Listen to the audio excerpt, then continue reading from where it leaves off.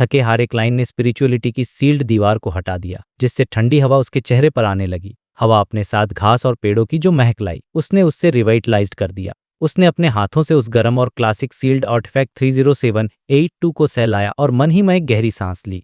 किसने सोचा था कि इस एम्ब्लेम में भगवान के खून की एक बूंद होगी। मुझे मानना ही होगा कि church of the eternal blazing sun के एक्सपर्ट्स ने गेचमिश इस आइटम को ढूंढने की कोशिश जरूर की होगी, पर उन्हें यह मिला नहीं। क्लाइन ने अपनी गर्दन स्ट्रेच की। उसने और कुछ ट्राई करने की हिम्मत नहीं की और म्यूटेटेड सन सेक्रेड एम्ब्लेम को अपने ट्रेंड्स अंदर वाली पॉकेट में रख लिया। उसका हाथ एक चेन के सहारे गया और उसने चांदी की वाली पॉकेट वॉच बाहर निकाली। उसने उसे खोल कर देखा तो एक कॉप्स करू होने था कि एक सहारा बाकी था। मुधिलर पले के प्राप्स रखने के लिए 2 माचिस की 30 पत्तल के फ्लेक्टर टशूलिए अभी रपनी पलियोटो का सहारा चाहिए। यह उस नियर डेथ एक्सपीरियंस का साइड इफेक्ट है। क्लाइंट के पास कोई और आइडिया नहीं था। वो बस एक छोटी सी छुपी हुई पॉकेट से एक मेटल की बोतल निकाल सका। उसने बोल का ढक्कन खोला और उसे अपनी नाक के पास ले गया। पुदीना और डिसइंफेक्टेंट की मिलीजुली एक तीखी महक तेजी से उसकी नाक में घुस गई, जिससे क्लाइन के रोंगटे खड़े हो गए। उसके सेंसेस एकदम से जोल्ट हो गए, जिससे वो कुछ देर के लिए अपनी थकान भूल गया। उसने यह फॉर्मूला कॉर्प्स कलेक्टर फ्राई से सीखा था। इसका नाम क्वेलाक्साइल था और यह इंसान को सड़ती हुई लाशों की बदबू को इग्नोर करने में मदद करता था, साथ ही दिमाग को फ्रेश और क्लियर भी रखता था। अगला 1 घंटा बहुत ही अजाब जैसा था। क्लाइन बीच बीच में इधर उधर टहलता रहा और जंगल के मच्छरों ने उसे कई बार काटा। आखिरकार उसने काले बाल और नीली आंखों वाले फ्राई को टाउन से बाहर आते देखा। फ्राई ने एक ट्रेंच कोट पहना हुआ था और हाथ में एक छड़ी पकड़ी हुई थी। भले ही फ्राई अभी भी एक चलती फिरती लाश जैसा दिख रहा था, क्लाइन को ऐसा लगा जैसे वो अपने मसीहा को देख रहा हो। उसने अपने मुंह पर हाथ रखा और एक उबासी ली, जिससे उसकी आंखों में पानी आ गया। वो उसके पास गया और अपनी पॉकेट से सील्ड आर्टिफैक्ट 30782 निकाला। क्या हुआ? फ्राई ने अपने पार्टनर के पीले चेहरे को देखते हुए पूछा। क्लाइन ने आहें भरते हुए कहा, मैंने पिछली रात ही चाइनीज गेट पर अपनी शिफ्ट की थी और सुबह ठीक से सो नहीं पाया, इसलिए बहुत थक गया हूँ। उसने इससे ज्यादा कुछ नहीं बताया और टॉपिक बदल दिया। क्या मैं अपनी अगली शिफ्ट के लिए अब से 4 घंटे बाद आऊं? 7 घंटे। कैप्टन को रात में नींद की जरूरत नहीं होती।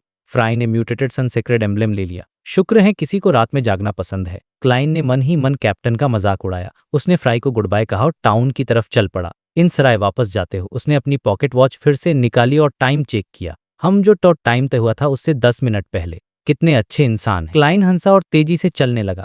वो इनमें वापस लौटा और आधा खुला दरवाजा खोलकर अंदर गया। बॉस ने उसे दूसरी मंजिल पर जाते हुए देखा, जिसके बाद वो में घुस गया। दरवाजा लॉक करने के बाद उसने अपना कोट और जूते उतारे। उसने हाथ मुंह भी नहीं धोया, बल्कि सीधा बेड पर गिर पड़ा। कुछ ही सेकंड्स में उसकी सांसें भारी हो गईं, फिर लंबी और शांत। अपने सपनों में क्लाइन वापस अर्थ पर लौट गया था, जहां वो एक गेम खेल रहा था जिसे उसने अभी तक पूरा नहीं किया था। उसके लेफ्ट में एक कप सोडा और स्पाइसी चिकविंग्स की प्लेट रखी थी। उसके राइट में एक बोल चावल और कड़वे बांस के गोश्त का सूप था। उसे कड़वे बांस पसंद नहीं थे, पर गोश्त के टुकड़ों के साथ सूप में उसे अच्छे लगते थे। रिफ्रेशिंग टेस्ट और गोश्त थोड़ा सा फैट बहुत टेम्पटिंग था। चावल के साथ परफेक्ट कॉम्बिनेशन। अगर इसके साथ कोई अच्छी सी सॉस डिप मिल जाती तो वो एक एक्स्ट्रा बोल चावल खा सकता था। जैसे ही क्लाइन अपना सफर एंजॉय करने और गेम खेलना जारी रखने वाला था, उसका सपना फिर बदल गया और उसके सामने 2 डैफोडिल स्ट्रीट का अंदरूनी लेआउट आ गया। क्लाइन अचानक अलर्ट होया। उसे एहसास हो गया कि वो सपना देख रहा है। उसने खुद को डाइनिंग टेबल के साइड में बैठे देखा। हाथ में टिंगेन डेली ट्रिब्यून की एक कॉपी थी। उसके सामने tomato oxtail stew, pan fried lamb chops, mashed potatoes और व्हीट ब्रेड का एक बोल था। उसने अनजाने में दरवाजे की तरफ देखा और अचानक उसकी नजर लिंग रूम की खिड़की के बाहर खड़ी एक शख्सियत पर पड़ी, जो चुपचाप घर के अंदर झांक रही थी। क्लाइन शॉक हो गया। उसने तुरंत ग्रे आंखों वाले डन को पहचान लिया। उसका आधा चेहरा खिड़की से चिपका हुआ था और वो चुपचाप अंदर के लोगों को देख रहा था। कैप्टन, क्या आप सपनों में ऐसे डराना बंद नहीं कर सकते? क्या ये आपका एक नाइटमेयर की तरह एक्ट करने का तरीका है? क्लाइन ने गुस्से में मजाक सूझते हुए सोचा। उसने एक चम्मच भर स्ट्यू उठाया और अपने मुंह में डाल लिया। और यह मेरी कुकिंग है, उसने मन ही मन आहे भरी। वो समझ गया कि वो अपने सपने में अचानक अलर्ट क्यों हो गया और अर्थ वाला सीन क्यों गायब हो गया। जब कोई इसके सपनों में घुसेगा तो वो नेचुरली अलर्ट हो ही जाएगा। इसी वक्त डन ओरियल विंडो के पास से हटा और सीधा घर के अंदर आ गया। अपने काले ट्रेंच कोट में वो चुपचाप क्लाइन के सामने आ खड़ा हुआ। उसने अपनी हैट उतारी और सर झुकाकर बैठ गया। उसने कोई फॉर्मेलिटी नहीं की, कटलरी उठाई और तेजी से टेबल पर रखे स्ट्यू, लैम्प्स और व्हीट ब्रेड को साफ कर दिया। क्लाइन हक्का बक्का देखता रहा। उसे समझ नहीं आ रहा था कि कैप्टन कर क्या रहा है। डन ने संतुष्टि से सांस छोड़ी और क्लाइन को थम्स अप दिया। फिर उसने अपना पाइप और एक माचिस की तीली निकाली और एक नशीला कश लिया। उसने धुएं का एक बादल छोड़ा और खड़ा हो गया। फिर उसने अपनी हैट पहनी, झुककर सलाम किया और घर और सपने से चला गया। क्लाइन कैप्टन की पीठ को देखता रहा और काफी देर तक खुद को संभाल नहीं पाया। उसने नीचे खाली प्लेट्स को देखा और इंस्टिंक्टली वही खाना कॉन्जर करना चाहा जो अभी वहां था। पर इस बार oxtail stew, lamb chops, mashed potatoes उसके सपने में नहीं आए, पूरा खा गए। एक नाइटमेयर ऐसा कर सकता है, क्लाइन ने अपने होंठ सिकोड़े और फ्रस्ट्रेशन में सोचा। तो कैप्टन का मकसद मुझे सपने में सफर करने से रोकना था। यह सच में एक बुरमेयर की तरह एक्ट करने का यह तरीका काफी क्रिएटिव है। वो हंसा और अपने सपने से बाहर आ गया और दोबारा गहरी नींद में सो गया। अगली सुबह करीब 5:30 बजे क्लाइन, जिसके पास जल्दी उठने के अलावा कोई चारा नहीं था, उसने अपनी पी और टोस्ट और बेकन खाया। वो डन से टेकओवर करने के लिए जल्दी से टाउन से बाहर निकल गया। सुबह 7 बजे उन्होंने टिंगेन वापस जाने के लिए तैयारी की। अभी 10 भी नहीं बजे थे जब वो 36 आउटलैंड स्ट्रीट पहुंचे। डन जो उन सब में सबसे ज्यादा एनर्जाइज्ड था, उसने सील्ड आर्टिफैक्ट 30782 को चाइनीज गेट के पीछे वापस रखा और उसके बाद टाइपराइटर के पीछे बैठ गया।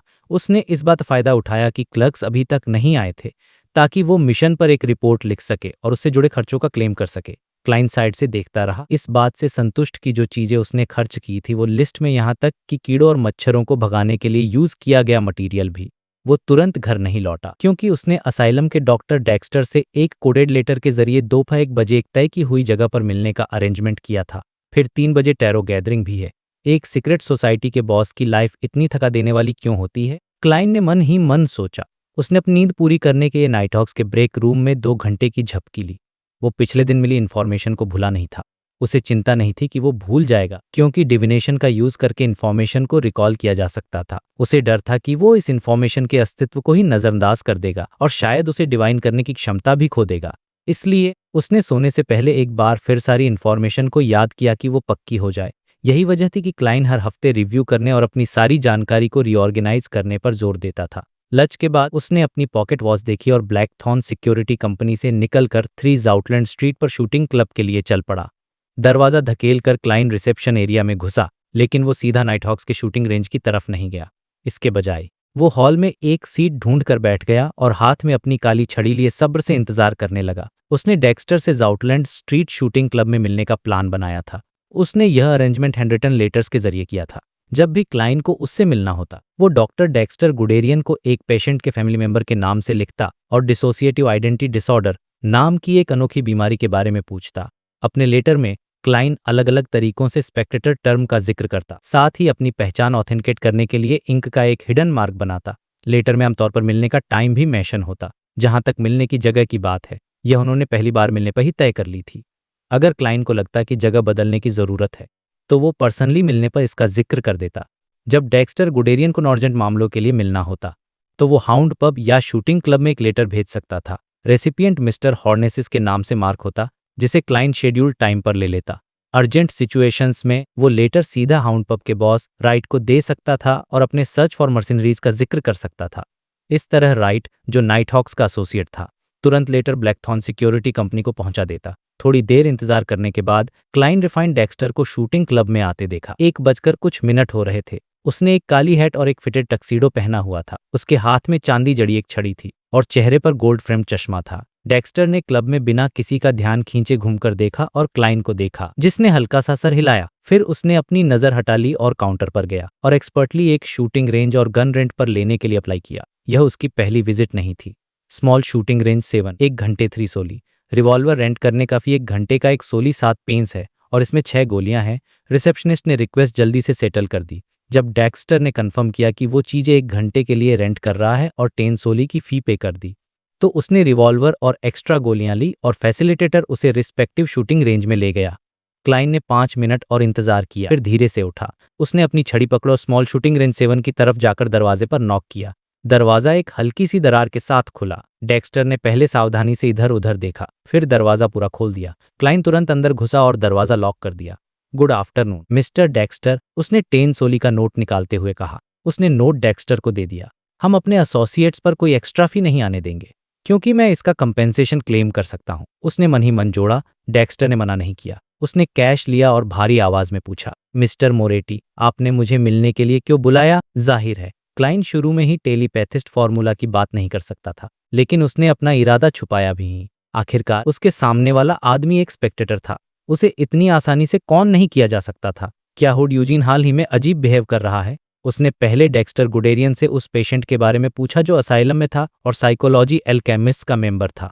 डेक्स्टर ने क्लाइन की आंखें, एक्सप्रेशन और जेस्चर्स को एग्जामिन किया। उसने सोचा और कहा नहीं, वो नॉर्मल एक्ट कर रहा है। सच कहूं तो मुझे लगता है कि अगर वो सच में असाइलम छोड़ना चाहता तो वो तुरंत बहुत हेल्दी और बहुत नॉर्मल बिहेव कर सकता था, लेकिन उसने ऐसा नहीं किया है और वो अभी भी असाइलम में ही है।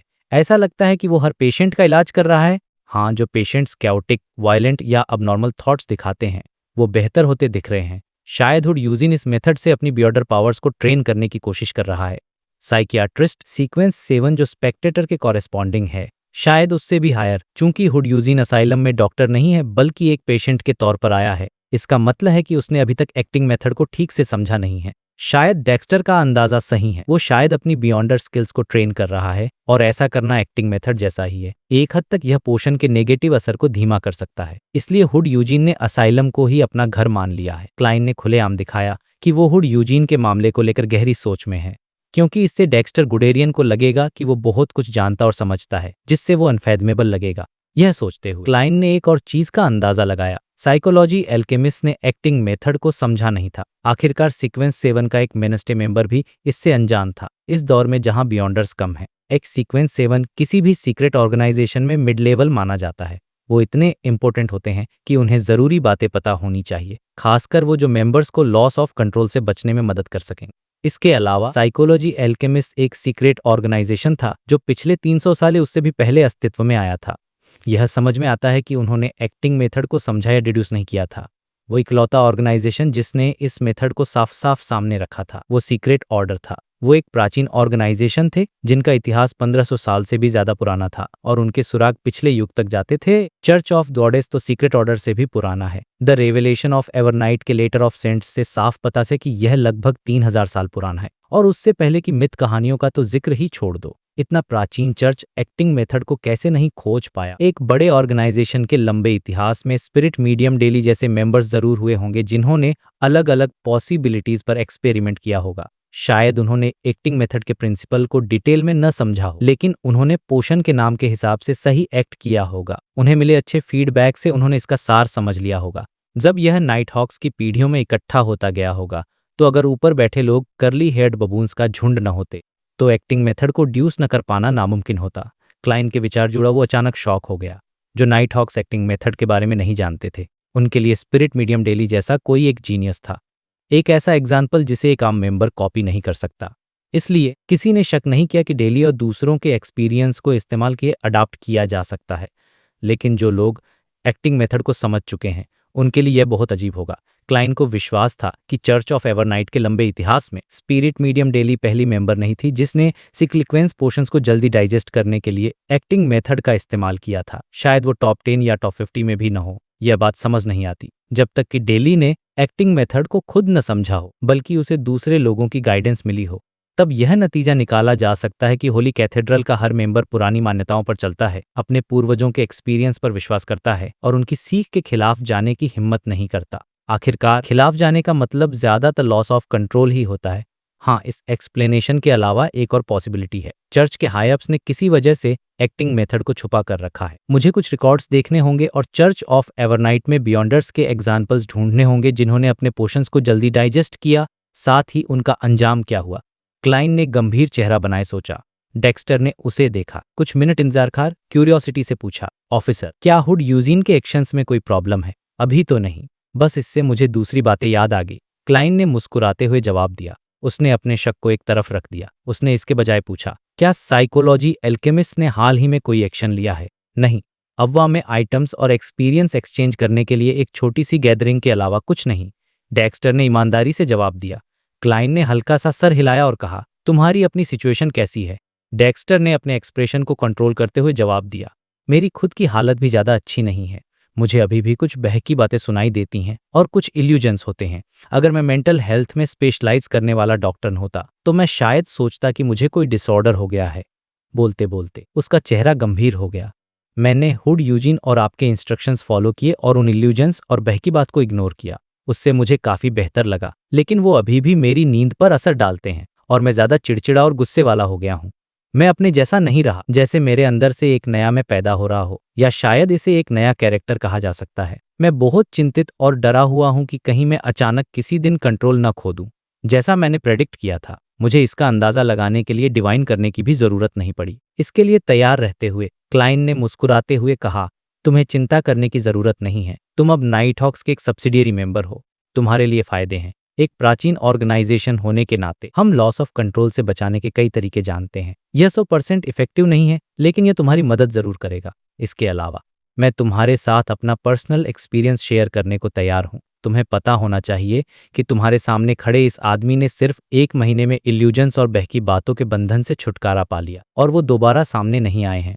तुम्हें हुड यूजीन और अपने दूसरे कैडर्स से पता होगा कि ऐसा करना बहुत मुश्किल है। सीक्वेंस 8 टेलीपैथिस के लिए क्लाइन ने थोड़ी शेखी बघारी। ऑफिसर, आपने जो कहा उसमें थोड़ा झूठ है, लेकिन ज्यादातर सच है। डेक्स्टर ने अचानक शांति से कहा, आप मुझसे क्या चाहते हैं? एक स्पेक्टेटर से झूठ बोलना मुश्किल है, क्लाइन ने मुस्कुराते हुए जवाब दिया। यह ऐसी चीज नहीं है जो सिर्फ मैं हासिल करना चाहता हूँ। मिस जस्टिस भी यह चाहती है। ऑफ कोर्स वो जानता था कि डेक्स्टर जरूर मान लेगा कि नाइट हॉक्स टीम कुछ चाहती है। अगर आपका मेथड सच में इफेक्टिव है और जो आइटम्स या इन्फॉर्मेशन आप चाहते हैं वो मेरी पहुंच, डेक्स्टर ने बोलते हुए अपने शब्दों को तोला, मैं तुम्हें फायदे एडवांस में दूंगा। क्लाइन ने साफ साफ कहा, हमें टेलीपैथिस्ट फॉर्मूला चाहिए। वो पोषण फॉर्मूला को छुपाएगा नहीं, बल्कि कैप्टन को भी बताएगा। वो कैप्टन को बताएगा कि इस पोषण कंट्रोल में मैं इस्तेमाल किए अपने पर्सनियंस के दौरान इस प्रोसीजर किया, इस पोषण को कंडेक्स इस्तेमाल किया। क्लाइन फॉर्मूला को जरूर वेरीफाई करेगा और गलती से उसे अपने दिमाग में याद कर लेगा। इसके अलावा वो इस बात का इस्तेमाल करेगा कि उसने फॉर्मूला के बदले में अपना पर्सनल एक्सपीरियंस इस्तेमाल किया है, ताकि नाइट हॉक्स के साथ मेरिट कमा सके। तब तक अपने पिछले मेरिट्स के साथ उसे शायद क्लाउन फॉर्मूला और मेन इंग्रेडिएंट्स के लिए अप्लाई करने के लिए एक्स्ट्रा एफर्ट भी न करना पड़े। एक फॉर्मूला से 2 डील्स काफी अच्छा सौदा है, क्लाइन ने खुशी से सोचा। डेक्स्टर ने उसकी आंखों में देखा और थोड़ी देर चुप रहा, फिर उसने कहा, आप बहुत साफ दिल हैं। मैं फॉर्मूला हासिल करने की पूरी कोशिश करूंगा, लेकिन मुझे नहीं पता कि मुझे कितना वक्त लगेगा। अगर यह ज्यादा खतरनाक हो जाता है तो मैं उम्मीद करता हूं कि मैं इसे किसी और चीज से रिप्लेस कर सकूंगा। क्लाइन प्रॉब्लम रदा उस आदमी पर रिक्वेस्ट थोपने का नहीं था। फिर उसने एक्टिंग मेथड को हल्के से डिस्क्राइब किया। लॉस ऑफ कंट्रोल को रेजिस्ट करने का राज पोषण के नाम में ही छुपा है। हमें उसे समझना होगा। तुम इसका असली मतलब सीख कर नहीं समझ सकते। मिसाल के तौर पर मिसेट्स जरिए समझना होगा। इसे एस्पिरियस छुपा है। एक स्पेक्टेटर होने के नाते तुम्हें यह समझना होगा कि तुम सिर्फ एक दर्शक हो, एक्टर नहीं। एक स्पेक्टेटर को कैसे एक्ट करना चाहिए, यह ऐसी चीज है जिसे तुम्हें कोशिशों और एक्सपेरिमेंटेशन के जरिए खोजना होगा, ताकि तुम अपने लिए जरूरी प्रिंसिपल्स डिड्यूस कर सको, फिर उस पर सख्ती से कायम रहो। डेक्स्टर ने ध्यान से सुना, फिर उसने जवाब दिया, यह चीजों को देखने का एक बिल्कुल नया तरीका है। मैं आपके कहे गए शब्दों को थ्योरी कहना चाहूंगा। यह बिल्कुल एक प्ले और ओपेरा की थ्योरी जैसा है। मैं कोशिश करूंगा और उम्मीद है कि इससे मदद मिलेगी। अगर यह सच में काम करता है तो मैं आपको टेलीपैथिस्ट फॉर्मूला लाकर देने की पूरी कोशिश करूंगा। May goddess protect you. Klein ने अपनी छाती पर एक गहरा लाल चांद बनाया। क्लाइन ने साइकियाट्रिस्ट के पोषण फॉर्मूला की भी रिक्वेस्ट नहीं की, क्योंकि वो जानता था कि यह एक ऐसा काम था जिसे डेक्स्टर अपनी करंट पोजीशन से पूरा नहीं कर सकता था। अगर वो सावधान न रहता तो शायद वो उसे एक्सपोज कर देता। इसलिए उसने डेक्स्टर को साइकोलॉजी एल्केमिस्ट में धीरे धीरे एक हायर पोजीशन हासिल करने में मदद करके एक एक कदम आगे बढ़ाने की प्लानिंग की। तब लॉन्ग टर्म बेनिफिट्स बहुत ज्यादा होंगे। क्लाइन ने दरवाजे के पीपहोल से बाहर देखा, फिर वो जल्दी से निकला और नाइट हॉक्स के लिए डेजिग्नेट स्मॉल शूटिंग रेंज की तरफ मुड़ गया। वो अंदर घुसा और दरवाजा लॉक कर दिया। उसका चेहरा एक बार फिर गंभीर हो गया, जब वो इस वजह का अंदाजा लगा रहा था कि चर्च ऑफ द गॉडेस ने एक्टिंग मेथड को डेवलप क्यों नहीं किया। तो उसे एक और चीज का एहसास हुआ जिसे उसने नजरअंदाज कर दिया था। उसने इसे इसलिए नजरअंदाज कर दिया था क्योंकि उसने 2 जरूरी फैक्टर्स को उल्टे ऑर्डर में हासिल किया था। इससे वो आगे की सोच नहीं बना पाया। पहली बात यह थी कि एंटिगोनस फैमिली को चर्च ऑफ एवरनाइट ने तबाह कर दिया था। दूसरी बात यह थी कि एंटिगोन्स फैमिली के पास सीयर सीक्वेंस या कम से कम उसका ज्यादातर हिस्सा था। चूंकि क्लाइन को यह 2 बातें पता चलने के बीच बहुत लंबा वक्त था, उसने उन्हें लगभग एक साथ नहीं जोड़ा। इसलिए उसने एक ऐसी चीज को नजरअंदाज कर दी जो काफी साफ होनी चाहिए थी। जब एंटिगोनस फैमिली ने सीयर पाथवे ज्यादातर सीक्वेंसेस को हासिल कर लिया था, तो यह कैसे मुमकिन है कि चर्च ऑफ एवरनाइट को सिर्फ सीक्वेंस 9 सीयर ही मिला? उन्हें जंग में जीती हुई चीजों के तौर पर इससे कहीं ज्यादा मिलना चाहिए था। अगर ऑरोरा ऑर्डर के एक मेंबर को एंटिगोनस फैमिली की मैजिकल नोटबुक से क्लाउन फॉर्मूला मिल गया था, तो उस चर्च का क्या जिसने पूरी एंटिगोनस फैमिली को तबाह कर दिया था? भले ही एंटिगोनस फैमिली ने अच्छी तैयारी की हो और अपनी सबसे कीमती चीजें हॉर्नेसिस माउंटेन की सबसे ऊंची चोटी पर छुपा दी हों, चर्च ऑफ एवरनाइट को इतना कम नहीं मिलना चाहिए था। वो ही थे जिन्होंने एंटिगोनस फैमिली के मेंबर्स को मारा था। इसके अलावा मुर्दों से भी बुलवाया जा सकता है। क्लाइन छोटे से शूटिंग रेंज में इधर उधर टहल रहा था और चर्च ऑफ एवरनाइट के सीयर पाथवे को लेकर आधे पर सोच रहा था। क्या वो नहीं चाहते कि नाइट हॉक्स यह पाथवे चुने, या वो नहीं चाहते कि बियॉन्डर्स इस पाथवे के जरिए पावरफुल बने?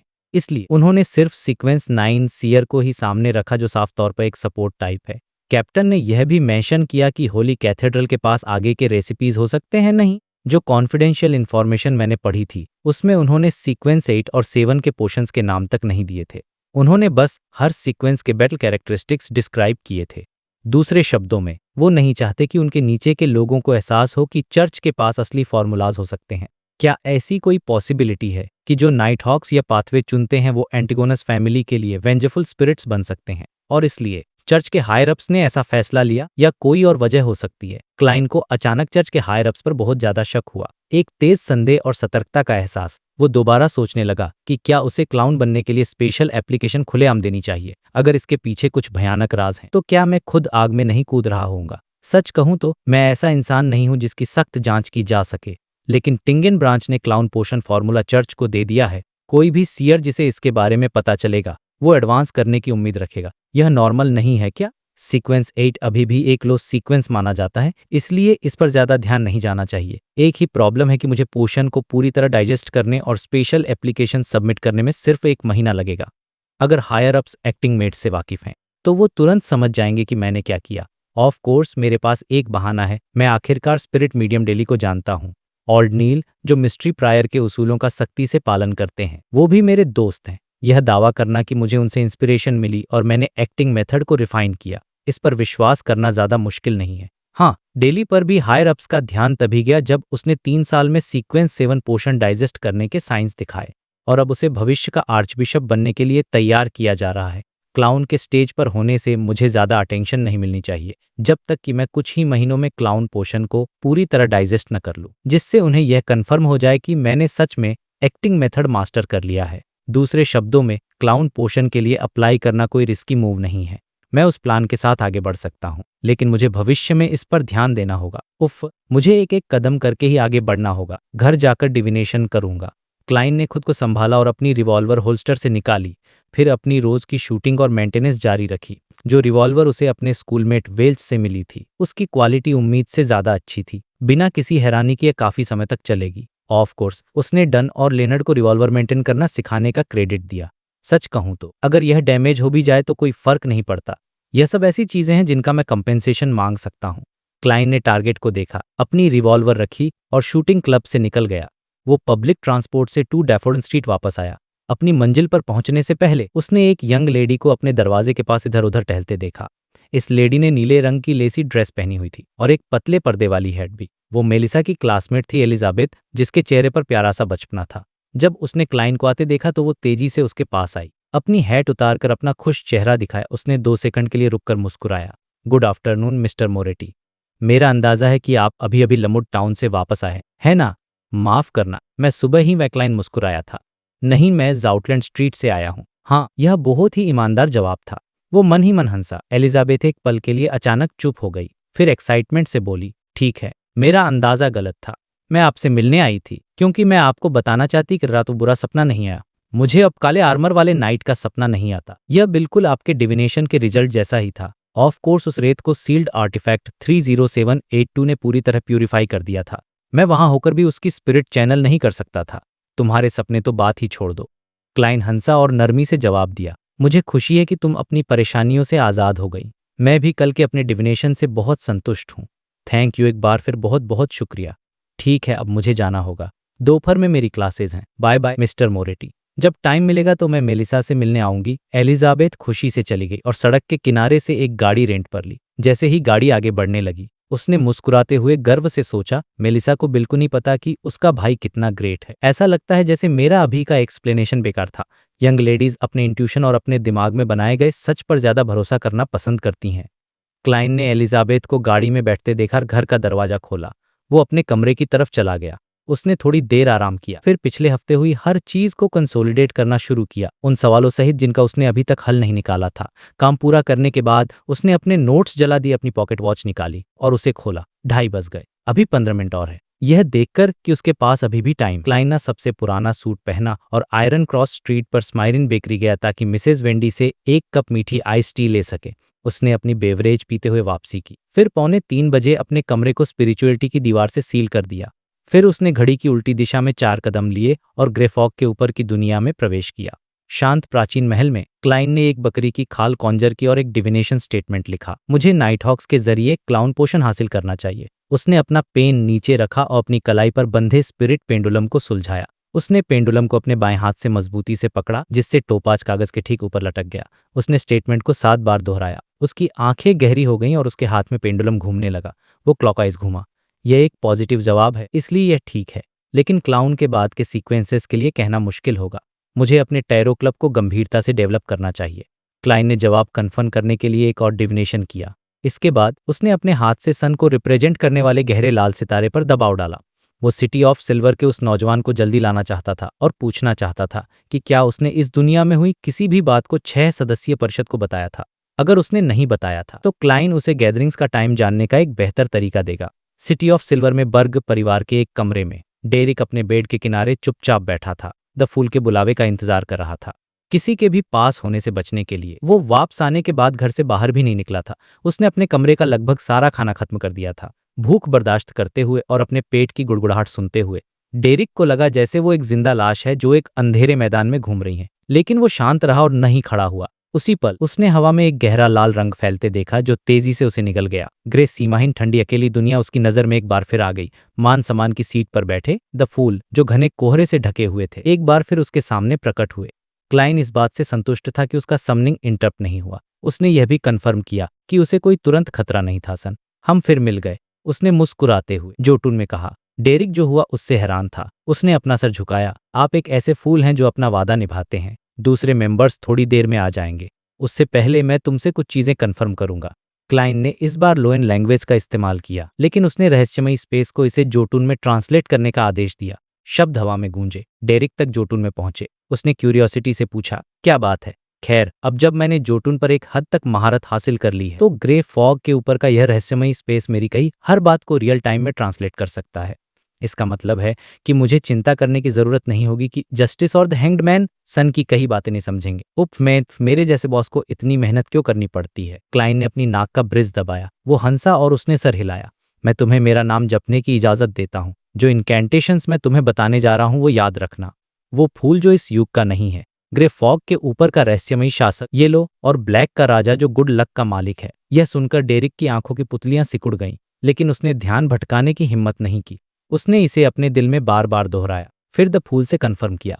जब भी तुम सिटी ऑफ सिल्वर वापस आओ तो तुम्हें एक सिंपल रिचुअल करना होगा और मेरा नाम जपना होगा। मैं तुम्हें आगे की गैदरिंग्स के लिए एडवांस में नोटिफाई करूंगा। तुम्हें दूसरे दिनों में इस पर ज्यादा ध्यान देने की जरूरत नहीं है और न ही किसी से बचने की। जब तुम्हें मेरा नोटिफिकेशन मिले तो 1000 दिल की धड़कनों के अंदर खुद को आइसोलेट कर लेना। क्लाइन ने उसे वो मेथड बताया जिस पर वो काफी समय से विचार कर रहा था।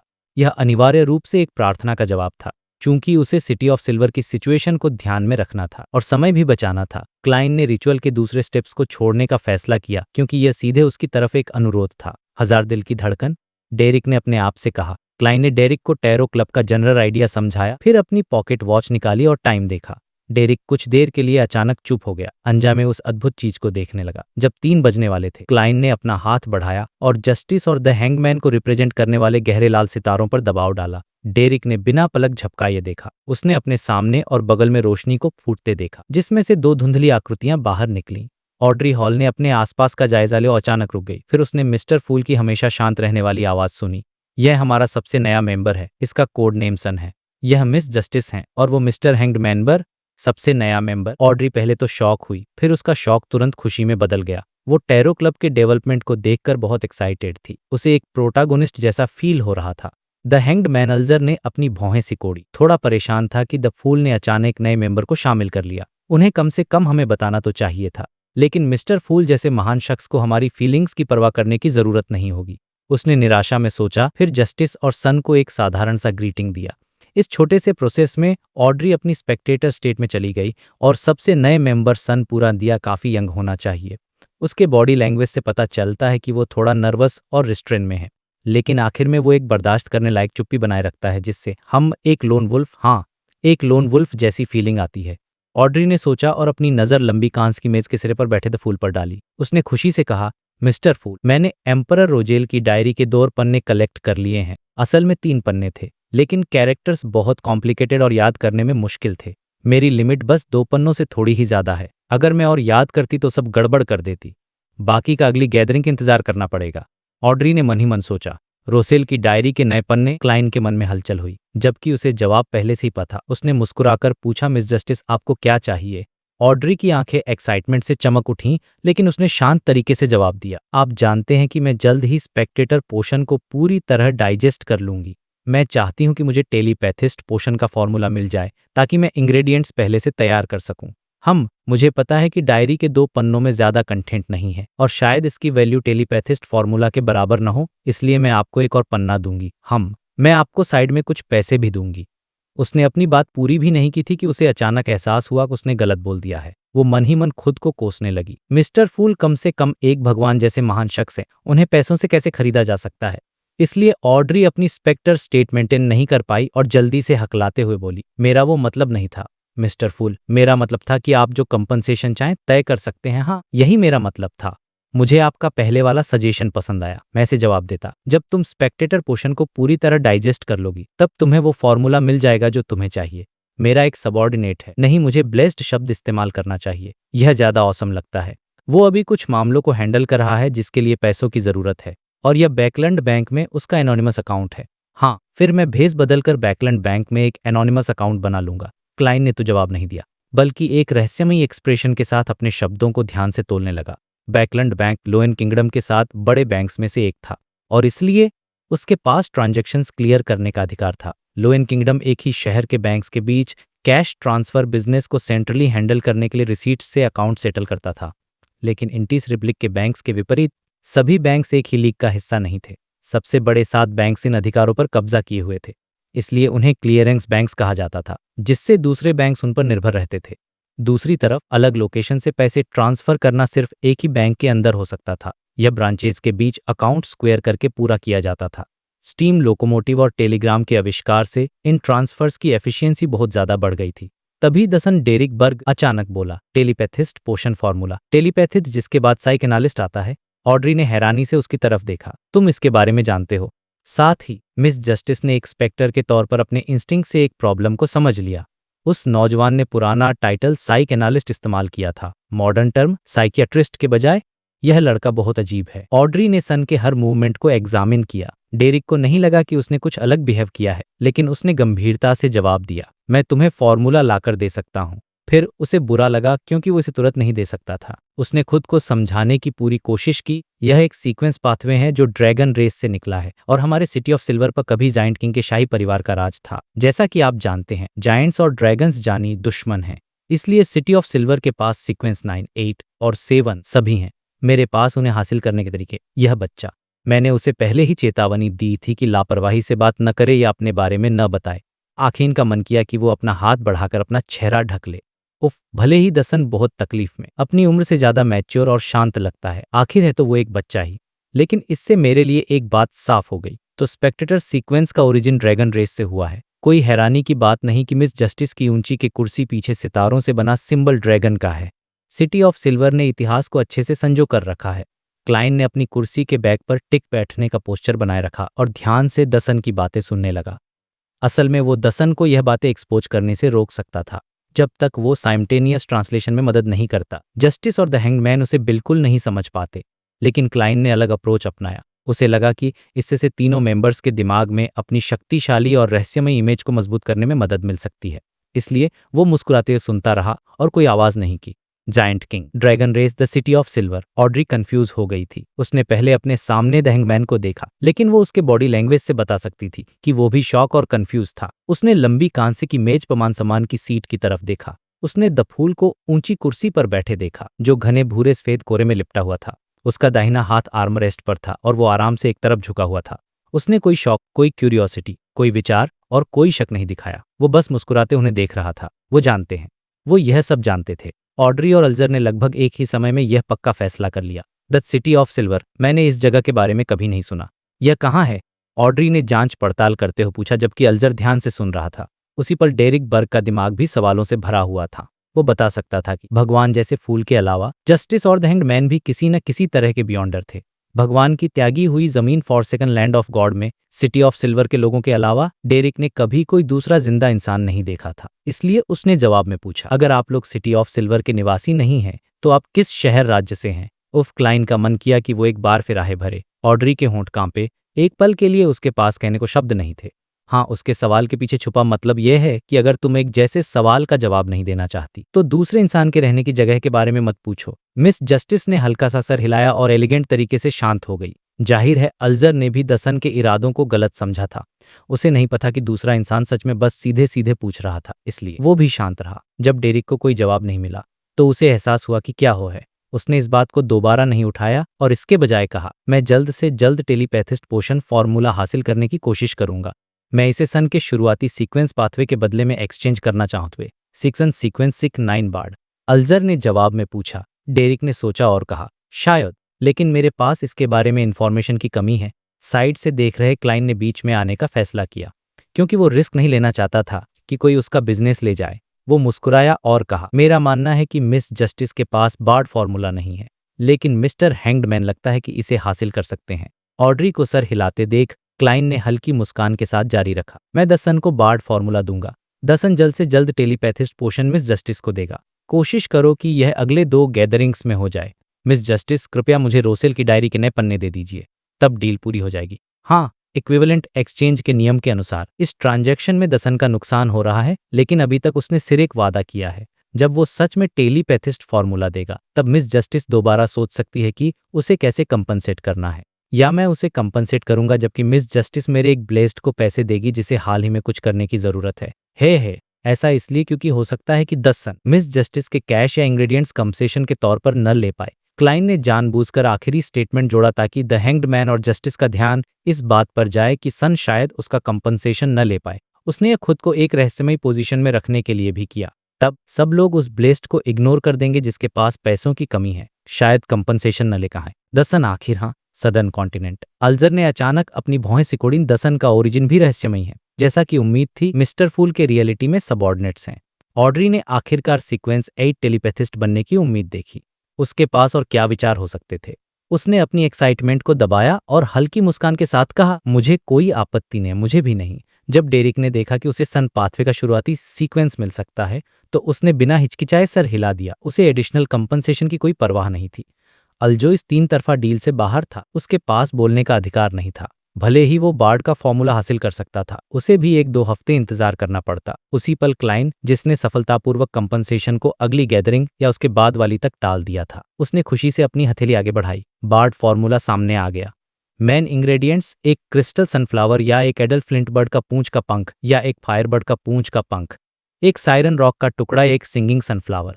सप्लीमेंट्री इंग्रेडिएंट्स, एक मिडसमर ग्रास की पत्ती, 5 बूंदे जुलाई वाइन जूस की, एक एल्फ डार्क लीफ की पत्ती।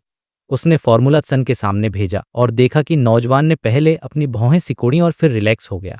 हाँ, भगवान की त्यागी हुई जमीन में इंग्रेडिएंट्स अभी भी उनके प्राचीन नामों से जाने जाते होंगे। खुशकिस्मती से मेरा फॉर्मूला सीधे इटर्नल ब्लेजिंग सन से मिला था। जो ज्ञान मुझे मिला उसमें प्राचीन नाम और अलग रिप्लेसमेंट्स का इस्तेमाल हुआ था। क्लाइन ने अचानक अपनी एहसास भरी नजरें मिस जस्टिस की तरफ डाली। ऑड्री ने दसन को फॉर्मूला याद करते हुए देखा। फिर उसने जल्दी से डायरी के वो 2 पन्ने याद किए जो उसने मेमोराइज किए थे। डायरी तुरंत पीले भूरे बकरी की खाल पर प्रकट हुई और एक झलक में क्लाइन के हाथों में आ गई। पहले की तरह उसने तुरंत पढ़ना शुरू कर दिया। 3 नवंबर, मटिल्डा 3 महीने की प्रेग्नेंट है। मुझे तो अब गांव से आने वाली मेड सर्वेंट्स भी खूबसूरत लगने लगी हैं। नहीं, मैं अपने स्टैंडर्ड्स नहीं गिरा सकता। इत्तेफाक से काउंटेस फ्लोराइस ने मुझे एक प्राइवेट पार्टी में इनवाइट किया है। 8 नवंबर, आर्चबिशप फैन एस्टिन ने मुझसे मदद मांगी। मैं एक आर्चबिशप के लिए क्या कर सकता हूँ। 9 नवंबर, तो सीक्वेंस पाथवेज में सच में एक राज छुपा हुआ है। आर्चबिशप एस्टिन ने मुझे बताया कि सीक्वेंस 5 बियॉन्डर बनने के बाद बाकी के सीक्वेंसेस को एक या दूसरे पाथवेज के उसी लेवल के सीक्वेंसेस से रिप्लेस किया जा सकता है। दूसरे शब्दों में, यह मिड सीक्वेंस से हाई सीक्वेंस तक शुरू होता है, लेकिन यह सिर्फ उन 1 या 2 पाथवेज के बीच ही सीमित है। अगर इसे गलत पाथवे के पोषण से रिप्लेस किया गया तो हल्का पागलपन सबसे हल्का नतीजा है और कोई आगे एडवांस नहीं कर सकता। इस तरह कोई सीक्वेंस 4 से आगे पाथवेज को सब्स्टिट्यूट करना शुरू कर सकता है। स्लीपलेस और कॉप्स कलेक्टर पाथवेज, हाँ, चर्च के सेवेंट और मिस्ट्री प्रायर पाथवेज भी एक दूसरे को हाई सीक्वेंस पर सब्स्टिट्यूट कर सकते हैं। असल में 3 पन्ने थे, लेकिन कैरेक्टर्स बहुत कॉम्प्लिकेटेड और याद करने में मुश्किल थे। मेरी लिमिट बस 2 पन्नों से थोड़ी ही ज्यादा है। अगर मैं और याद करती तो सब गड़बड़ कर देती। बाकी का अगली गैरिंग तक इंतजार करना पड़ेगा। ऑड्री ने मन ही मन सोचा।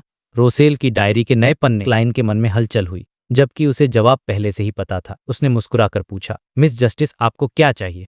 ऑड्री की आंखें एक्साइटमेंट से चमक उठीं, लेकिन उसने शांत तरीके से जवाब दिया, आप जानते हैं कि मैं जल्द ही स्पेक्टर पोशन को पूरी तरह डाइजेस्ट कर लूंगी। मैं चाहती हूं कि मुझे टेलीपैथिस्ट पोशन का फॉर्मूला मिल जाए ताकि मैं इंग्रेडिएंट्स पहले से तैयार कर सकूं।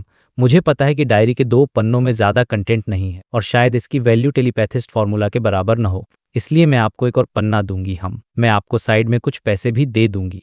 उसने अपनी बात पूरी भी नहीं की थी कि उसे अचानक एहसास हुआ कि उसने गलत बोल दिया है। वो मन ही मन खुद को कोसने लगी। मिस्टर फूल कम से कम एक भगवान जैसे महान शख्स हैं, उन्हें पैसों से कैसे खरीदा जा सकता है? इसलिए ऑड्री अपनी स्पेक्टेटर स्टेट मेंटेन नहीं कर पाई और जल्दी से हकलाते हुए बोली, मेरा वो मतलब नहीं था मिस्टर फूल। मेरा मतलब था कि आप जो कंपनसेशन चाहें तय कर सकते हैं। हाँ, यही मेरा मतलब था।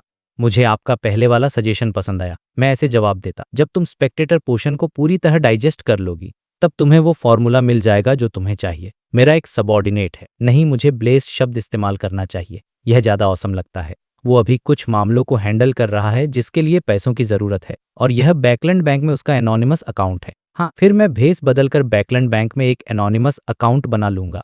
क्लाइन ने तुरंत जवाब नहीं दिया, बल्कि एक रहस्यमयी एक्सप्रेशन के साथ अपने शब्दों को ध्यान से तोलने लगा। बैकलैंड बैंक लोएन किंगडम के 7 बड़े बैंक्स में से एक था और इसलिए उसके पास ट्रांजैक्शंस क्लियर करने का अधिकार था। लोएन किंगडम एक ही शहर के बैंक्स के बीच कैश ट्रांसफर बिजनेस को सेंट्रली हैंडल करने के लिए रिसीट से अकाउंट सेटल करता था। लेकिन इंटिस रिपब्लिक के बैंक्स के विपरीत सभी बैंक्स एक ही लीग का हिस्सा नहीं थे। सबसे बड़े 7 बैंक्स इन अधिकारों पर कब्जा किए हुए थे, इसलिए उन्हें क्लीयरेंस बैंक्स कहा जाता था, जिससे दूसरे बैंक्स उन पर निर्भर रहते थे। दूसरी तरफ अलग लोकेशन से पैसे ट्रांसफर करना सिर्फ एक ही बैंक के अंदर हो सकता था।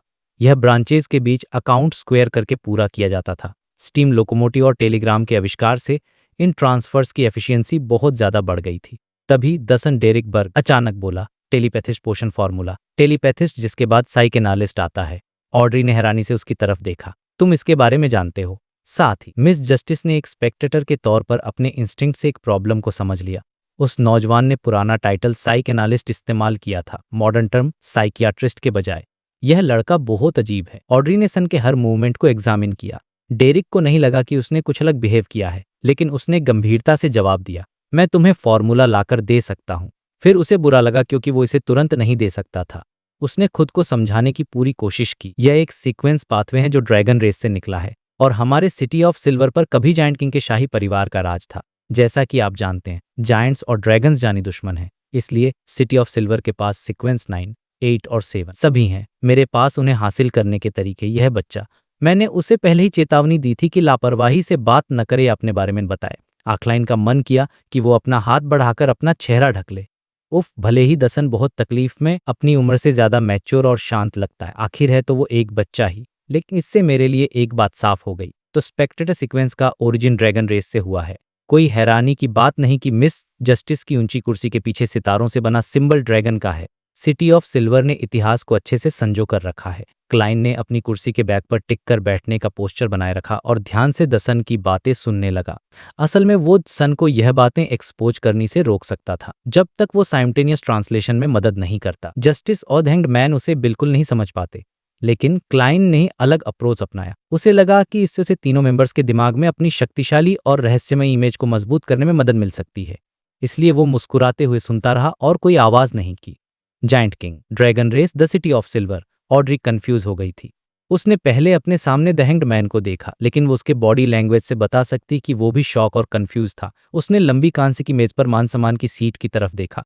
उसने दफूल को ऊंची कुर्सी पर बैठे देखा, जो घने भूरे सफेद कोहरे में लिपटा हुआ था। उसका दाहिना हाथ आर्मरेस्ट पर था और वो आराम से एक तरफ झुका हुआ था। उसने कोई शौक, कोई क्यूरियोसिटी, कोई विचार और कोई शक नहीं दिखाया। वो बस मुस्कुराते हुए देख रहा था। वो जानते हैं, वो यह सब जानते थे। ऑड्री ऑल्जर ने लगभग एक ही समय में यह पक्का फैसला कर लिया, द सिटी ऑफ सिल्वर, मैंने इस जगह के बारे में कभी नहीं सुना। यह कहाँ है? ऑड्री ने जांच पड़ताल करते हुए पूछा, जबकि अल्जर ध्यान से सुन रहा था। उसी पल डेरिक बर्ग का दिमाग भी सवालों से भरा हुआ था। वो बता सकता था कि भगवान जैसे फूल के अलावा जस्टिस और द हैंगमैन भी किसी न किसी तरह के बियॉन्ड थे। भगवान की त्यागी हुई जमीन फॉरसेकन लैंड ऑफ गॉड में सिटी ऑफ सिल्वर के लोगों के अलावा डेरिक ने कभी कोई दूसरा जिंदा इंसान नहीं देखा था। इसलिए उसने जवाब में पूछा, अगर आप लोग सिटी ऑफ सिल्वर के निवासी नहीं हैं तो आप किस शहर राज्य से हैं?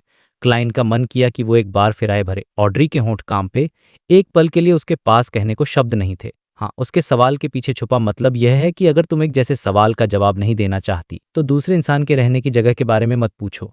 मिस जस्टिस ने हल्का सा सर हिलाया और एलिगेंट तरीके से शांत हो गई। जाहिर है अल्जर ने भी दसन के इरादों को गलत समझा था। उसे नहीं पता था कि दूसरा इंसान सच में बस सीधे सीधे पूछ रहा था, इसलिए वो भी शांत रहा। जब डेरिक को कोई जवाब नहीं मिला तो उसे एहसास हुआ कि क्या हो रहा है। उसने इस बात को दोबारा नहीं उठाया और इसके बजाय कहा, मैं जल्द से जल्द टेलीपैथिस्ट पोषण फॉर्मूला हासिल करने की कोशिश करूंगा। मैं इसे सन के शुरुआती सीक्वेंस पाथवे के बदले में एक्सचेंज करना चाहूंगा। सन सीक्वेंस पाथवे, सीक्वेंस 9 बार्ड, अल्जर ने जवाब में पूछा। डेरिक ने सोचा और कहा, शायद, लेकिन मेरे पास इसके बारे में इंफॉर्मेशन की कमी है। साइड से देख रहे क्लाइन ने बीच में आने का फैसला किया, क्योंकि वो रिस्क नहीं लेना चाहता था कि कोई उसका बिजनेस ले जाए। वो ही मुस्कुराया और कहा, मेरा मानना है कि मिस जस्टिस के पास बार्ड फॉर्मूला नहीं है, लेकिन मिस्टर हैंगमैन लगता है कि इसे हासिल कर सकते हैं। ऑड्री को सर हिलाते देख क्लाइन ने हल्की मुस्कान के साथ जारी रखा, मैं दसन को बार्ड फॉर्मूला दूंगा। दसन जल्द से जल्द टेलीपैथिस्ट पोषण मिस जस्टिस को देगा। कोशिश करो कि ये अगले 2 गैदरिंग्स में हो जाए। मिस जस्टिस, कृपया मुझे रोसेल की डायरी के नए पन्ने दे दीजिए, तब डील पूरी हो जाएगी। हाँ, इक्विवेलेंट एक्सचेंज के नियम के अनुसार इस ट्रांजैक्शन में दसन का नुकसान हो रहा है, लेकिन अभी तक उसने सिर्फ एक वादा किया है, जब वो सच में टेलीपैथिस्ट फॉर्मूला देगा तब मिस जस्टिस दोबारा सोच सकती है कि उसे कैसे कंपनसेट करना है, या मैं उसे कंपनसेट करूंगा जबकि मिस जस्टिस मेरे एक ब्लेस्ड को पैसे देगी जिसे हाल ही में कुछ करने की जरूरत है। ऐसा इसलिए क्योंकि हो सकता है दसन मिस जस्टिस के कैश या इंग्रेडिएंट्स कंपनसेशन के तौर पर न ले पाए। क्लाइन ने जानबूझकर आखिरी स्टेटमेंट जोड़ा ताकि द हैंगमैन और जस्टिस का ध्यान इस बात पर जाए कि सन शायद उसका कंपनसेशन न ले पाए। उसने यह खुद को एक रहस्यमयी पोजीशन में रखने के लिए भी किया। तब सब लोग उस ब्लेस को इग्नोर कर देंगे जिसके पास पैसों की कमी है, शायद कंपनसेशन न ले कहा। दसन आखिर ने कहा, सदर्न कॉन्टिनेंट। अल्जर ने अचानक अपनी भौहें सिकोड़ी। दसन का ओरिजिन भी रहस्यमयी है, जैसा कि उम्मीद थी। मिस्टर फूल के रियलिटी में सबॉर्डिनेट्स हैं। ऑड्री ने आखिरकार सीक्वेंस 8 टेलीपैथिस्ट बनने की उम्मीद देखी। उसके पास और क्या विचार हो सकते थे। उसने अपनी एक्साइटमेंट को दबाया और हल्की मुस्कान के साथ कहा, मुझे कोई आपत्ति नहीं। मुझे भी नहीं।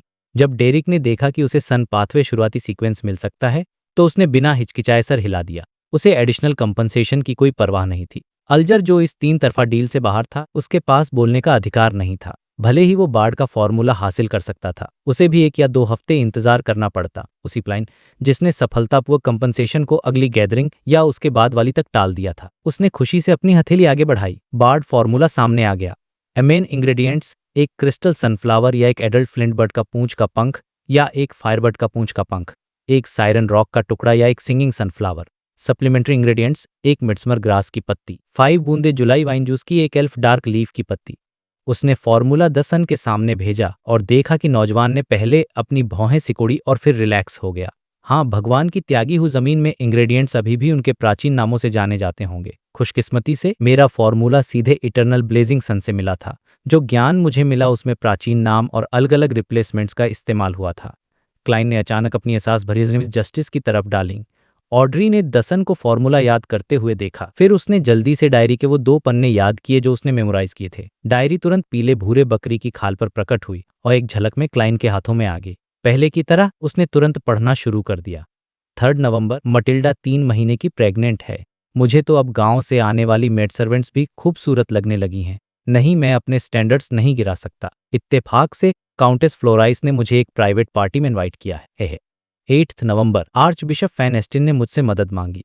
मैं एक आर्च बिशप के लिए क्या कर सकता हूँ। 9 नवंबर, तो सीक्वेंस पाथवेज में सच में एक राज छुपा हुआ है। आर्च बिशप एस्टिन ने मुझे बताया कि सीक्वेंस 5 बियॉन्डर बनने के बाद बाकी के सीक्वेंसेस को 1 या 2 दूसरे पाथवेज के उसी लेवल के सीक्वेंस से रिप्लेस किया जा सकता है। दूसरे शब्दों में, यह मिड सीक्वेंस से हाई सीक्वेंस तक शुरू होता है, लेकिन यह सिर्फ उन्हें या 2 पाथवेज के बीच ही सीमित है।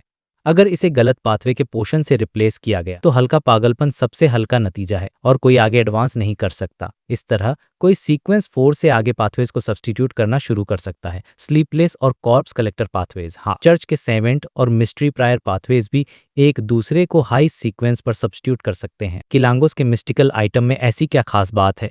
ऑड्री ने थोड़े कॉन्फिडेंस से पूछा। उसने ध्यान से सोचा और अचानक एहसास हुआ कि उसके पास बैकलैंड में लोगों को ढूंढने की काफी अच्छी क्षमता है। पहली बात, उसके पिता सबसे अमीर, कनेक्टेड और प्रतिष्ठित नोबल्स में से एक थे, जबकि वो खुद भी यंगर जनरेशन में काफी पॉपुलर थी। इसलिए सोसाइटी के अपर मिडिल क्लास में उसके पास फायदा उठाने के लिए काफी रिसोर्सेज थे। दूसरी बात, जो 2 बियॉन्डर्स को वो जानती थी उनके अपने सर्कल्स भी थे।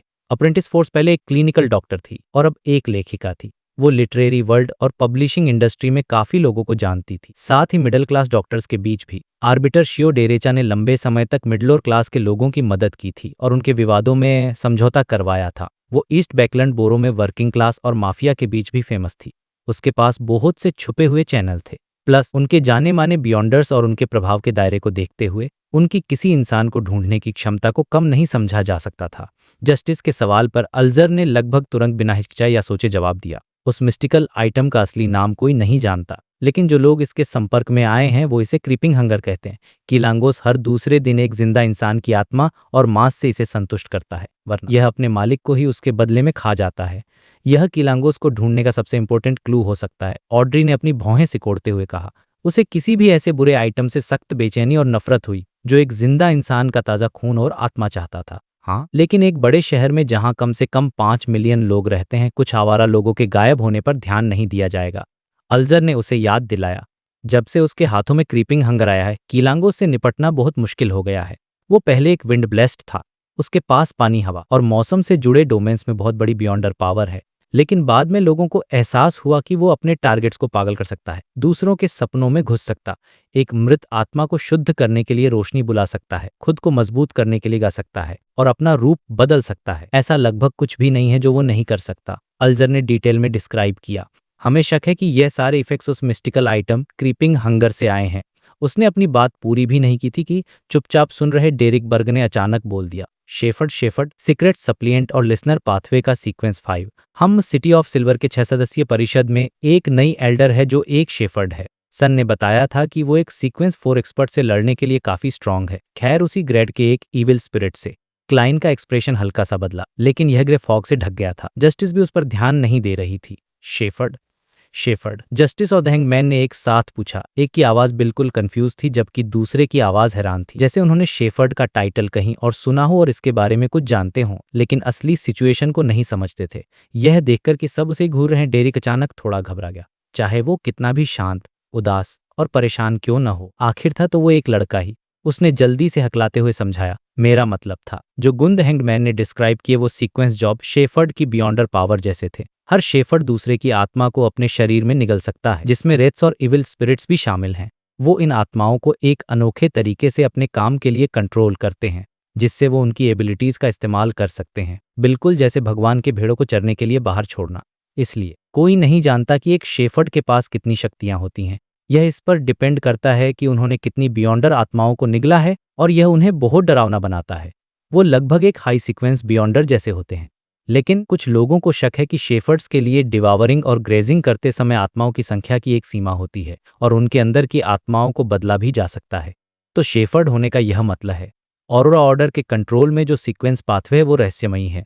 कोई हैरानी की बात नहीं कि वो ट्रू क्रिएटर की पूजा करते हैं, ही फॉलन क्रिएटर की। क्लाइन को अचानक ज्ञान हुआ, लेकिन उसने सर नहीं हिलाया, ऐसा दिखावा करते हुए जैसे उसे यह सब बहुत पहले से पता था। इसी बीच उसने मन ही मन आहें भरी, सन, तुम आखिर एक लड़के ही हो। यह बहुत इंपॉर्टेंट इन्फॉर्मेशन है, बहुत इंपॉर्टेंट इंसाइट। तुम इसे कीमती चीजों के बदले में एक्सचेंज कर सकते थे, लेकिन तुमने सब कुछ बता दिया वैसे ही। हाँ, मिस्टिकल आई क्रीपिंग हंगर द्वारा दिखाई गई एबिलिटी सीक्वेंस 5 शेफर्ड जैसी है। पता नहीं क्या दूसरे सील्ड आर्टिफैक्ट्स में भी बियॉन्डर्स की सी शक्तियां होती हैं। पता नहीं सील्ड आर्टिफैक्ट 2049 एंटिगोनस फैमिली की पपेट किस सीक्वेंस से मिलती जुलती है। सन की एक्सप्लेनेशन सुनने के बाद अल्जर ने अपने दिमाग की उलझन सुलझा ली थी और शांति से सर हिलाया। ऑड्री और भी क्यूरियस हो गई और जोर देकर पूछा, शेफर्ड किस सीक्वेंस पाथवे से हैं? इसका नंबर क्या है? Secret suppliant pathway sequence 5। Klein ने मौके का फायदा उठाते हुए जवाब दिया ताकि वो यह दिखा सके कि उसे सब कुछ पता है। Secret suppliant aurora order. Audrey को अचानक मिस्टर ए याद आया, जो ऑरोरा ऑर्डर का एक संदिग्ध ओरेकल था, और उसका दिल तुरंत भारी हो गया। वो गंभीरता से सोचने लगी कि वो क्या कीमत चुका सकती है जिसके बदले में मिस्टर फुल एक्शन ले और उस घिनौने आदमी से आसानी से छुटकारा दिला दें। लेकिन वो ऐसी कोई चीज नहीं सोच पाई जिससे मिस्टर फुल ऐसा करने के लिए राजी हों। जैसा कि उम्मीद थी, एक भगवान जैसा शख्स आसानी से राजी नहीं होता। आखिरकार ऐसी ज्यादा चीजें और मामले नहीं हैं जो उनकी दिलचस्पी जगाएं। ऑड्री ने आहें भरी, अपने आवेग को एक तरफ रखते हुए। उसने दसन को कृतज्ञता से सर हिलाया, उसे क्रीपिंग हंगर पर एक नया नजरिया देने के लिए शुक्रिया अदा किया ताकि वो उससे ज्यादा तर्कसंगत और कुशल तरीके से निपट सकें। मिस्टर हैंगमैन, मैं मिशन स्वीकार करने को तैयार हूं, लेकिन मैं गारंटी नहीं दे सकती कि मैं वाइस एडमिरल हरिकेन कीलांगोस को ढूंढ पाऊंगी। ऑड्री ने बोलते समय अपने सामने देखा। इससे बेहतर कोई जवाब नहीं हो सकता। आपकी सफलता से कोई फर्क नहीं पड़ता जब तक आप कोशिश करती हैं। मैं आपको जरूर सीक्रेट इन्फॉर्मेशन या इंटेलिजेंस जैसी चीजों से कंपनसेट करूंगा, और अगर आप सफल होती हैं तो शायद मैं आपको सीधे टेलीपैथिस्ट के मेन इंग्रेडिएंट्स दे दूं। ऑफ कोर्स, शर्त यह है कि हमें पता हो कि वो क्या हैं। अल्जर ने दिलदारी से वादा किया, जो कि एक दुर्लभ दृश्य था। डील। ऑड्री ने अपने होंठ सिकोड़ते हुए हल्की मुस्कान के साथ जवाब दिया। फिर अल्जर ने क्लाइन की इजाजत और मदद से कीलांगोस का पोर्ट्रेट बनाया। वो 7 बड़े पायरेट एडमिरल्स में से एक था। उसका एक अलग चौड़ा ठुड्डी थी, भूरे बाल जो एक प्राचीन योद्धा की तरह सिर के पीछे जोड़े में बंधे हुए थे, और हरी आंखें जो हंसी का इशारा करती लगती थीं, लेकिन अजीब तरह से ठंडी थीं। जब उन्होंने अपनी चर्चा पूरी कर ली और अपने विचार बांट लिए, क्लाइन ने मुस्कुराते हुए गैदरिंग के अंत की घोषणा की। उसने जस्टिस और धैंगमैन को अपनी सीट से तेजी से उठते हुए और झुकते हुए देखा, जबकि दसन उनकी नकल कर रहा था, लेकिन धीरे से। उसने अपना दाहिना हाथ आगे बढ़ाया और कनेक्शन काट दिया, लेकिन वो तुरंत नहीं गया। सिटी ऑफ सिल्वर में बर्ग परिवार में डेरिक ने अपने जाने पहचाने माहौल को देखा और बाहर अंधेरे आसमान को देखा जिसमें बिजली चमक रही थी। वो एक पल के लिए ट्रांस में चला गया, लेकिन वो जल्द ही होश में आ गया। उसने गोटस्किन और एक क्विल ढूंढा, फिर उसने याद किया हुआ बार्ड फॉर्मूला लिखा। उसने इसे कई बार देखा और आखिरकार निश्चिंत हो गया कि इसमें कुछ भी गलत नहीं था। डेरिक को इस बात की चिंता नहीं थी कि बार्ड फॉर्मूला रखने और एक अलग बियॉन्डर बनने से सिटी ऑफ सिल्वर के उच्च वर्ग का शक बढ़ जाएगा।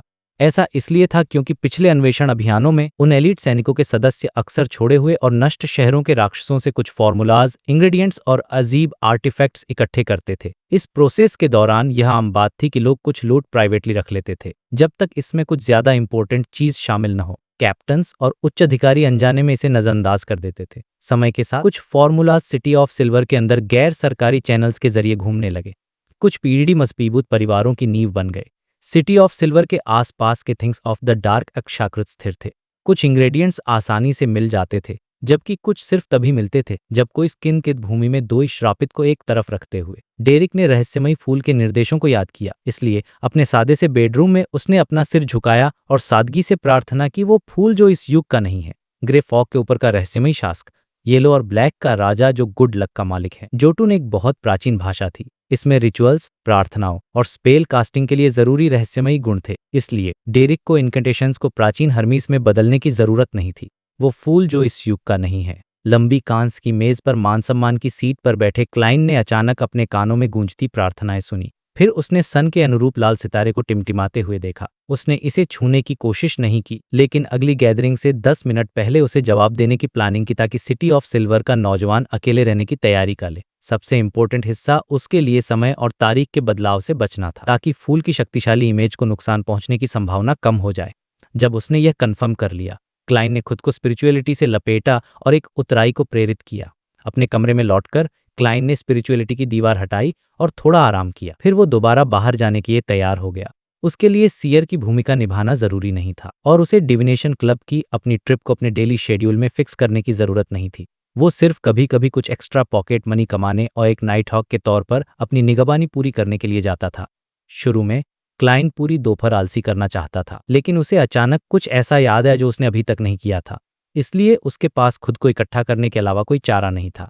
अपनी अपॉइंटमेंट के अनुसार उसे उस दिन डिटेक्टिव हेनरी से मिलना था और लाल चिमनी की जांच की अंतिम रिपोर्ट स्वीकार करनी थी। उफ, मैंने सुना है कि बड़े लोग सब काफी बिजी रहते हैं। मुझे अभी भी बेंसन और मेलिसा के साथ टिंगेन इन फैमिली सर्वेंट असिस्टेंस एसोसिएशन जाकर एक अच्छी मेड सर्वेंट ढूंढने के लिए कुछ समय निकालना है। क्लाइन ने अनिच्छा से अपनी शर्ट बल्ली, अपना काला टक्सीडो पहना और अपनी सिल्क टॉप हैट और चांदी जड़ी छड़ी पकड़ी। फिर एक जेंटलमैन की तरह दरवाजे से बाहर निकल गया। बेसिक स्ट्रीट पर हेनरीज प्राइवेट डिटेक्टिव कंपनी के नीचे क्लाइन ने एक मास्क पहना और अपनी हैट नीचे की, फिर तेजी से सड़क पार करके सीढ़ियों में घुस गया। प्राइवेट इन्वेस्टिगेटर के ऑफिस में सर, आपका रिक्वेस्ट पूरा हो गया है, डिटेक्टिव हेनरी ने अपने सामने बैठे जेंटलमैन से अपनी भारी आवाज में कहा। उसने चैन की सांस ली। यह आसान मिशन नहीं था, न ही बहुत मुश्किल, लेकिन इसने हमारे बहुत सारे रिसोर्स और एनर्जी खर्च कर दिए। सच कहूं तो मैं थोड़ा पछता रहा हूं। मुझे पछतावा है कि मैंने इस मिशन के लिए बहुत कम कीमत रखी। नहीं, चाहे तुम कुछ भी कहो, मैं एक पैसा भी ज्यादा नहीं दूंगा, क्लाइंट ने अपने दिल में जोर दिया। उसने कॉफी टेबल पर रखे डॉक्यूमेंट्स के मोटे गट्ठर की तरफ इशारा किया और पूछा, क्या यह इन्वेस्टिगेशन रिपोर्ट है? हाँ, हेनरी ने कम से कम 60 पन्नों वाली रिपोर्ट पर दबाव डाला और आहें भरी। यह सबसे मुश्किल मैंने पूरी की है। जो उसने अपनी बात पूरी भी नहीं की थी कि उसने देखा कि क्लाइंट ने 4 पाउंड्स की जांचने पार चलो गया। यह बाकी की इन्वेस्टिगेशन मोटा गट्ठर कड़ा हेजरे ने उसी है। खाप सच मैंने अपवादे के पक्के सारे का इस्तेमाल है। या मायने नोजत से बिल्टागट थी कि इन्वेस्ट का बिल्कुल बाहर था। इतने इन्हें का सारे कासी वक्त यो मैंने नैन नोट्स की इन्वेस्ट दे दिए हैं। उसका ध्यान ने 4 पाउंड के फीस है। क्लाइंट ने मोटी इन्वेस्टिगेशन रिपोर्ट ली और खड़ा हो गया। उसने हल्का सा झुका और तुरंत अपनी छड़ी हाथ में लिए दरवाजे की तरफ चल पड़ा। डिटेक्टिव हेनरी का आखिरी जुमला उसके गले में ही अटक गया है। तुम कैसे उम्मीद कर सकते हो कि मैं इन्वेस्टिगेशन रिपोर्ट में इस्तेमाल हुए कागज के पैसे दूंगा? वो तो फीस में पहले से ही शामिल होना चाहिए। क्लाइंट ने अपने पास बचे 5 पाउंड 8 सोली को छुआ और दिल में बड़बड़ाया। वो तेजी से बेसिक स्ट्रीट पर चल पड़ा। उसने आसपास देखा और कंफर्म किया कि कोई उस पर ध्यान नहीं दे रहा है। फिर वो जगह छोड़कर चला गया। उसने एक मौका ढूंढा और अपना मास्क उतार दिया। क्लाइंट का इरादा तुरंत घर जाने का नहीं था। वो एक कैफे ढूंढना चाहता था और इन्वेस्टिगेशन रिपोर्ट को ऑर्गेनाइज करना चाहता था। वो उन घरों को ढूंढना चाहता था जहां लाल चिमनी का डिवीडिनेशन करने के बाद किराएदार बदले अपनी जांच कर सकता था। फिर उस इलाके में बहुत से कैफेज थे, लेकिन कोई भी क्लाइंट के क्राइटेरिया पर खरा नहीं उतर रहा था। जब से स्टीम और मशीनरी समय का प्रतीक बन गए थे, ज्यादा से ज्यादा कैफेज ने अपनी सजावट कर दी थी और सस्ते रेस्टोरेंट्स जैसे बन गए थे। वो व्यस्त वर्कर्स को रिफ्रेशमेंट्स, कॉफी, ब्रेड और मटर और मटन स्टू जैसे डिशेस प्रोवाइड करते थे। इसलिए सम्मानित लेडीज और जेंटलमैन अब चीजों पर चर्चा करने के लिए कैफेज में नहीं जाते थे। वो अब इन हरकतों को अपने स्टेटस का प्रतीक नहीं मानते थे। अलग अलग क्लब्स आने लगे और कैफेज की जगह सोशलाइजिंग के लिए ले ली। कुछ देर बाद क्लाइंट को आखिरकार एक कैफे मिला जिसका माहौल ठीक ठाक था। वो एक अलग कोने में बैठा और अपनी एक पेनी वाली साउथविल कॉफी का एक घूंट लिया। फिर इन्वेस्टिगेशन रिपोर्ट खोल कर देखने लगा। अटिंगन सिटी के नॉर्थ बोरो, साउथ बोरो, ईस्ट बोरो, गोल्डन इंडस, हार्बर बोरो और यूनिवर्सिटी बोरो में कुल अब 3 से बिल्डिंग्स हैं जिनकी गहरी लाल चिमनी है। टिंगेन सिटी के बाहर के इलाकों में कुल 8 बिल्डिंग्स हैं जिनकी लाल चिमनी रिक्वेस्टर ने डिस्क्राइब की है। इसमें उन टाउन्स या विलेजेस की बिल्डिंग शामिल नहीं हैं जो अपेक्षाकृत दूर हैं, भले ही वो टिंगेन के अधिकार क्षेत्र में आती हों। नीचे उन हर बिल्डिंग्स के पते और किराएदार के रिकॉर्ड्स हैं। रिक्वेस्ट के अनुसार पिछले 3 महीनों की गतिविधियां ज्यादा डिटेल में रिकॉर्ड की गई हैं। क्लाइंट एक के बाद एक पन्ने पलटता गया। कभी कभी अपने साथ लाए कागज पर फाउंटेन पेन से नोट्स बनाता। आखिरकार जब उसे उस तरह की लाल चिमनी मिली जैसी उसने देखी थी, उसे एहसास हुआ कि 25 बिल्डिंग्स में किराएदार बदल गए थे। यह बहुत ज्यादा नहीं है। मुझे 2 दिन के अंदर अपनी इन्वेस्टिगेशंस पूरी करने की कोशिश करनी चाहिए। आखिरकार मैंने वो लाल चिमनी और घर के कुछ हिस्से अपने सपने में देखे हैं। जब मैं उन निशानों को दोबारा देखूंगा तो मेरी आत्मिक अनुभूति को एक जानी पहचानी एहसास होगा। मैं उस तरह से टारगेट कंफर्म कर लूंगा। दूसरे शब्दों में, मैं एक चलती फिरती इन्वेस्टिगेशन मशीन हूं। क्लाइंट ने सर हिलाया। उसने बिल्डिंग्स को उनकी लोकेशन के आधार पर बांटा और उस दिन उनमें से 15 की जांच करने की प्लानिंग की। उसे इस बात का जवाब पाने के लिए डिविनेशन करने की जरूरत नहीं थी कि यह इन्वेस्टिगेशंस खतरनाक साबित होंगी या नहीं, क्योंकि किराएदार बदल गए थे। इसका मतलब था कि संयोगों के पीछे का मास्टरमाइंड्स पहले ही चला गया था। उम्मीद है कि नए किराएदार जानते होंगे कि पिछले किराएदार कैसे दिखते थे, लेकिन जब से पर्दे के पीछे का इंसान मेरी किस्मत को बिना किसी के ध्यान में आए कंट्रोल कर सकता है, यहाँ तक कि संयोगों को इतना स्वाभाविक महसूस करा सकता है, उसके पास जरूर कोई तरीका होगा कि वो अपने पीछे छोड़े हुए निशान मिटा सके। उफ, मैं सिर्फ गॉडेस से प्रार्थना कर सकता हूँ और उम्मीद कर सकता हूँ कि उसने कोई क्लू छोड़ा हो। क्लाइंट ने आहें भरी। उसने खुद को तैयार किया और अपनी हैट पहनी। फिर उसने अपनी छड़ी और रिपोर्ट पकड़ी और कैफे से निकल गया। क्लाइंट ने 2 सोली एक रेंटेड कैरेज पर खर्च किए और डिनर से पहले लाल चिम वाली 15 बिल्डिंग्स का दौरा किया। दुर्भाग्य से कोई भी बिल्डिंग वो नहीं थी जो उसने अपने सपने में देखी थी। अगर कल की इन्वेस्टिगेशन का भी यही नतीजा निकला तो काफ़ी मुश्किल हो जाएगी। हो सकता है कि मेरे डिविनेशन में देखने के बाद भी वो अभी भी लाल चिमनी वाले घर में ही रह रहा हो। इसका मतलब यह हो सकता है कि वो बहुत कॉन्फिडेंट है और मेरी इन्वेस्टिगेशन से नहीं डरता, बल्कि वो शायद टिंगेन नाइटहॉक से भी नहीं डरता, या शायद उसे नहीं पता एक्सपोज हो गया है। इसका मतलब यह होगा कि मेरी डिविनेशन का विरोध करने वाली शक्ति उसकी अपनी नहीं थी। क्लाइन 2 डैफोडिल स्ट्रीट के सामने खड़ा हुआ और अलग अलग संभावनाओं का विश्लेषण किया। कुछ मिनट बाद उसने अपना टक्सीडो झाड़ा और अपनी हैट पर दबाव डाला, फिर अपनी चाबी निकाली और मुस्कुराते हुए घर में घुस गया। उसका इरादा उस रात बेंसन और मेलिसा के लिए स्ट्यूड मटन और हनी ग्लेज्ड बारबेक्यू तैयार करने का था। रात के 11 बजे भाई बहन ने एक दूसरे को गुड नाइट कहा और अपने कमरों में चले गए। क्लाइन ने अपने कमरे का दरवाजा बंद किया और अपनी डेस्क के सामने खड़ा हो गया। उसने अपनी गैस लैंप की रोशनी में ओरियल विंडो से बाहर देखा। उस वक्त सड़कें अंधेरे में डूबी हुई थीं, सिर्फ कुछ स्ट्रीट लैंप्स रास्ता रोशन कर रहे थे। तारे रात के आसमान रूपी पर्दे पर बिखरे हुए थे। बहुत से तारे थे, बस वो साफ दिखाई नहीं दे रहे थे। अब पता नहीं बैकलैंड कैसा होगा, उसके लैंड ऑफ होप और कैपिटल ऑफ कैपिटल्स के टाइटल्स के साथ, क्लाइन ने खुद से कहा। उसने अपना हाथ अपने पर्दे को पकड़ने के लिए बढ़ाया, उसे खींचने का इरादा था। उसी वक्त एक बुरा हवा का झोंका उस पर बिना चेतावनी गया। उसके लैंप की रोशनी गहरी हरी हो गई। क्लाइन अनजाने में कुछ कदम पीछे हट गया। उसके पेशेवर इंस्टिंक्ट्स ने उसे अपने बाएं दाढ़ को 2 बार टैप करने पर मजबूर किया। साथ ही वो बेड की तरफ झुका और अपने तकिए के नीचे से अपनी रिवॉल्वर निकालने की कोशिश की। उसकी नजर में एक चेहरा अचानक डेस्क के ऊपर और गैस लैंप के नीचे दीवार से बाहर निकला। यह एक पारदर्शी चेहरा था जिसमें ना आंखें थी न नाक, उसमें सिर्फ एक मुंह था। गोली मत चलाना, मुंह वाला चेहरा बोला। यह कम्युनिकेट कर सकता है। क्लाइन के हाथ में रिवॉल्वर पहले से ही थी और उसने निशाना लगा लिया था। तुम्हें क्या चाहिए? उसने गहरी आवाज में पूछा। चेहरा हंसा। मैं डेली हूं। डेली? Spirit medium daily? वो स्पिरिट मीडियम डेली जिसे बैकलैंड डायोसीस भेजा गया था। क्लाइन ने शक से अपनी भौहें उठाईं। मैडम डेली, मुझे पता है कि तुमसे मिलने का यह तरीका थोड़ा अशिष्ट है। मुझे तुम्हें एक चेतावनी देनी चाहिए थी ताकि तुम जरूरी तैयारियां कर लेते, लेकिन अभी तुमसे मिलना मेरे लिए सुविधाजनक नहीं है, इसलिए मैं तुमसे इस छोटे से लड़के का इस्तेमाल करके कम्युनिकेट कर सकती हूँ। पारदर्शी चेहरा हंसा। भले ही आवाज अलग और खराब है, बोलने का तरीका सच में मैडम डेली का ही स्टाइल है। एक स्पिरिट मीडियम की एबिलिटीज सच में कूल है। क्लाइन ने सोचा। उसने अपनी रिवॉल्वर नीचे नहीं की और पूछा, मैडम आप मुझसे किस बारे में बात करना चाहती हैं? अगर मैं तुम्हारी जगह होती तो मैं पहले बेडरूम को स्पिरिचुअलिटी से सील कर देती, वरना तुम्हारे परिवार के सदस्य तुम्हें पागल समझ सकते हैं। पारदर्शी चेहरा हंसा। हे, तुम्हें इतना सावधान रहने की जरूरत नहीं है। मैं डन के लेटर की वजह से टिंगेन में चुपके से वापस आई हूँ। तुम जानते हो कि एक नाइट हॉक अपनी मर्जी से असाइन किया गया एरिया नहीं छोड़ सकता। कैप्टन का लेटर। क्लाइन डेस्क के पास नहीं गया। इसके बजाय उसने अपने काले ट्रेंच कोट के छुपे हुए पॉकेट में रखे होली नाइट पाउडर को महसूस किया। डन और मैं दोनों ही बियॉन्डर्स हैं जिन्होंने टिंगेन नाइट हॉक से शुरुआत की। हमारा हमेशा एक अच्छा रिश्ता रहा है। पिछले थर्सडे, हाँ थर्सडे, उसने मुझे एक लेटर भेजा और तुम्हारा जिक्र किया। उसने कहा कि तुमने एक मिस्ट्री प्रायर के मैक्सिम की नकल की, एक सीयर के लिए नियम का एक सेट बनाया और दावा किया कि यह तुम्हारी पोषण को समझने में मदद करने में प्रभावी था। उसके बाद से तुमने ऐसी आवाजें सुनना और दृश्य देखना बंद कर दिया जो तुम्हें नहीं सुनने और देखने चाहिए थे। डन ने कहा कि यह बिल्कुल वैसा ही था जैसा मैंने किया था। हे, क्या तुम कमरे को सील नहीं करने वाले? मुझे पर्सनली तुम्हारे भाई और बहन के गलत समझने से कोई फर्क नहीं पड़ता। पारदर्शी चेहरा एक उचित गति से बोला। तो यह वजह है। यह सच में मैडम डेली है। क्लाइन ने चैन की सांस ली, होली नाइट पाउडर को इनर पॉकेट में वापस धकेल दिया। फिर वो डेस्क पर गया और ड्रॉवर से रिचुअल्स के लिए इस्तेमाल होने वाला सिल्वर डैगर निकाला। उसने जल्दी से एक स्पिरिचुअलिटी की दीवार बनाई, फिर बाहर निकले हुए चेहरे की तरफ मुड़ा। Madam daily. कैप्टन ने लेटर में और क्या बात की थी? उसने सिर्फ अपनी उलझन व्यक्त की और कहा कि उसे कुछ समझ आ रहा है, लेकिन वो उसे साफ तौर पर डिस्क्राइब नहीं कर सकता। वो इस मामले पर मेरी राय चाहता था, डेली ने बिना आंखों वाले चेहरे की मदद से कहा। और जब मैंने आज सुबह लेटर पढ़ा तो मैं जान गई कि तुम उतने अनजान नहीं हो जितना तुम दिखावा करते हो। हे मिस्टर मोरेटी, मुझे लगता है कि तुमने एक्टिंग मेथड डिड्यूस कर लिया है। इसी वजह से आप मुझे ढूंढने आई हैं। क्लाइन ने न तो उनके बयान की पुष्टि की, न ही इंकार। डेली साफ तौर पर एक्टिंग मेथड के बारे में जानती हैं। उसने शांति से यह निष्कर्ष निकाला। डेली के पारदर्शी चेहरे पर हल्की मुस्कान आई। हाँ, मेरा मानना है कि हमें एक दूसरे के साथ ईमानदार रहना चाहिए। मैं जानती हूं कि तुमने एक्टिंग मेथड डिड्यूस कर लिया है और तुम भी जानते हो कि मैं एक्टिंग मेथड को समझती हूँ। उफ, लेकिन जो चीज मुझे नाखुश कर रही है वो यह है कि मुझे इसे समझने में लगभग 2 साल लगे, लेकिन तुम सिर्फ 1.5 महीने से बियॉन्डर हो। डेली को सुनने के बाद क्लाइन कुछ देर चुप रहा, फिर वो ईमानदारी से मुस्कुराया। ऐसा इसलिए है क्योंकि मेरे पास आप एक रोल मॉडल के तौर पर हैं।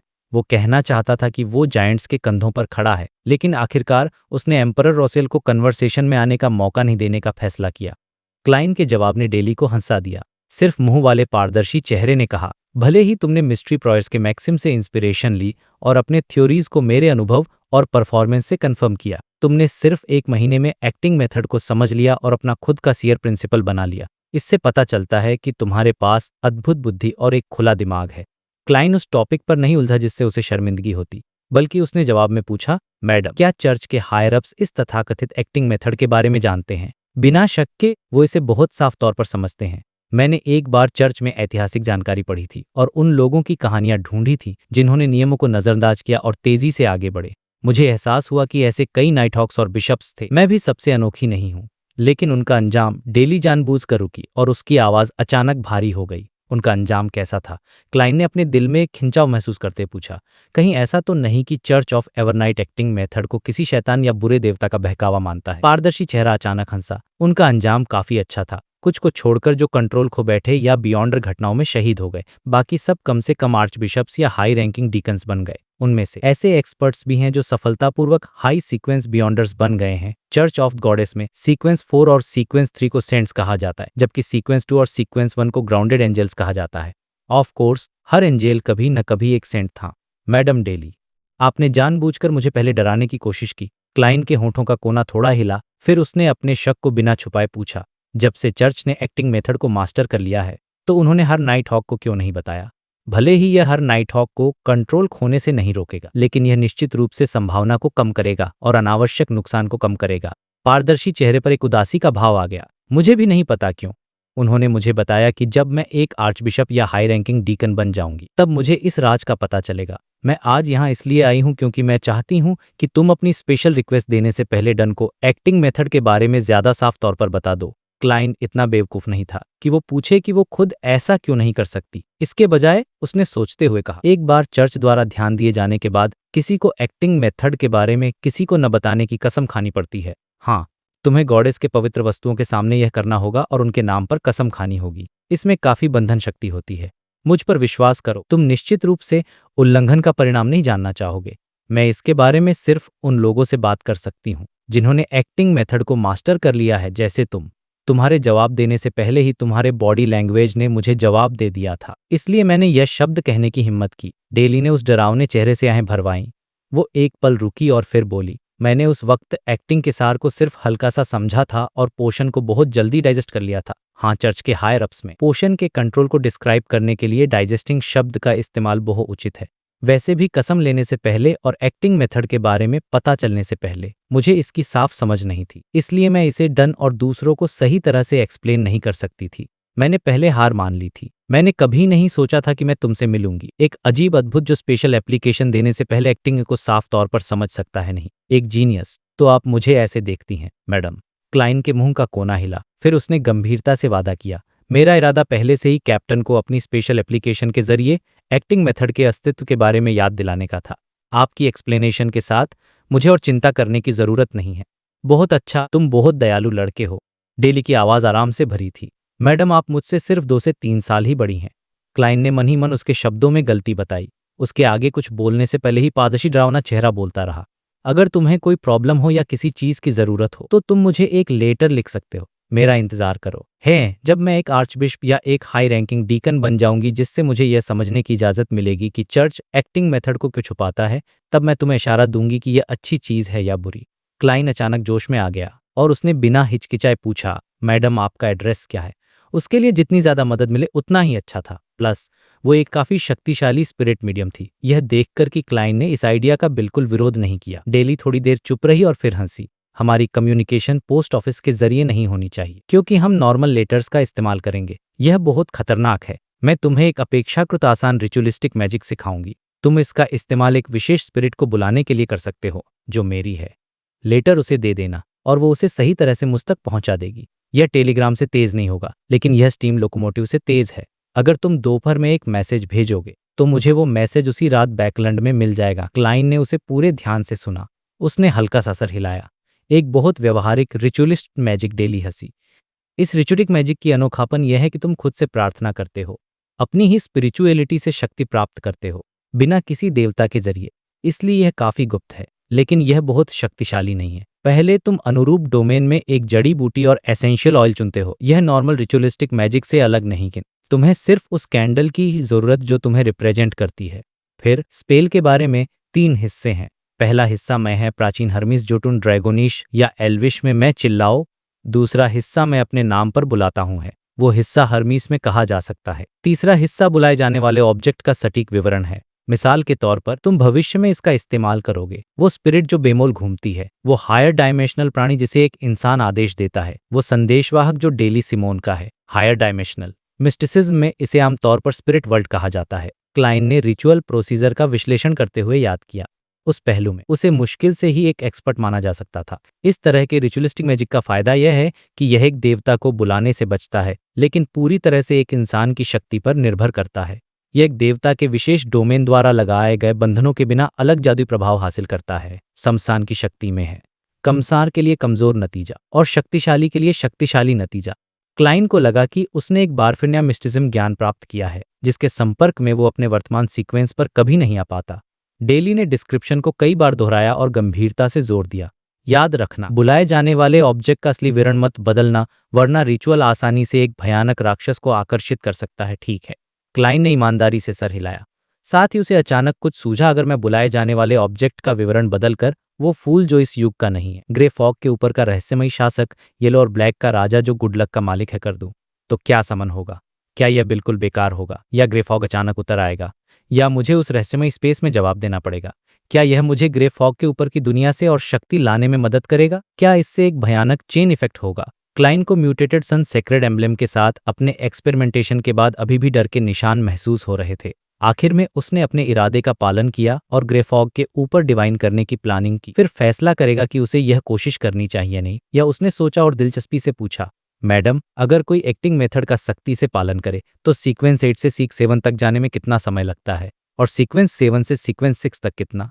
जो जानकारी मैंने पढ़ी है उसके अनुसार सीक्वेंस 8 से सीक्वेंस 7 तक 3 महीने से 2 साल तक का समय लगता है। यह इस पर डिपेंड करता है कि क्या तुम एक्टिंग प्रोसेस के दौरान मूल आत्मा और अनुरूप सिद्धांत को समझ पाते हो। सीक्वेंस 7 से सीक्वेंस 6 तक आधे साल से 3 साल तक का समय लगता है। उसी तरह सीक्वेंस 6 से सीक्वेंस 5 तक, जहां तक सीक्वेंस 5 से सीक्वेंस 4 की बात है, 3 से 20 साल।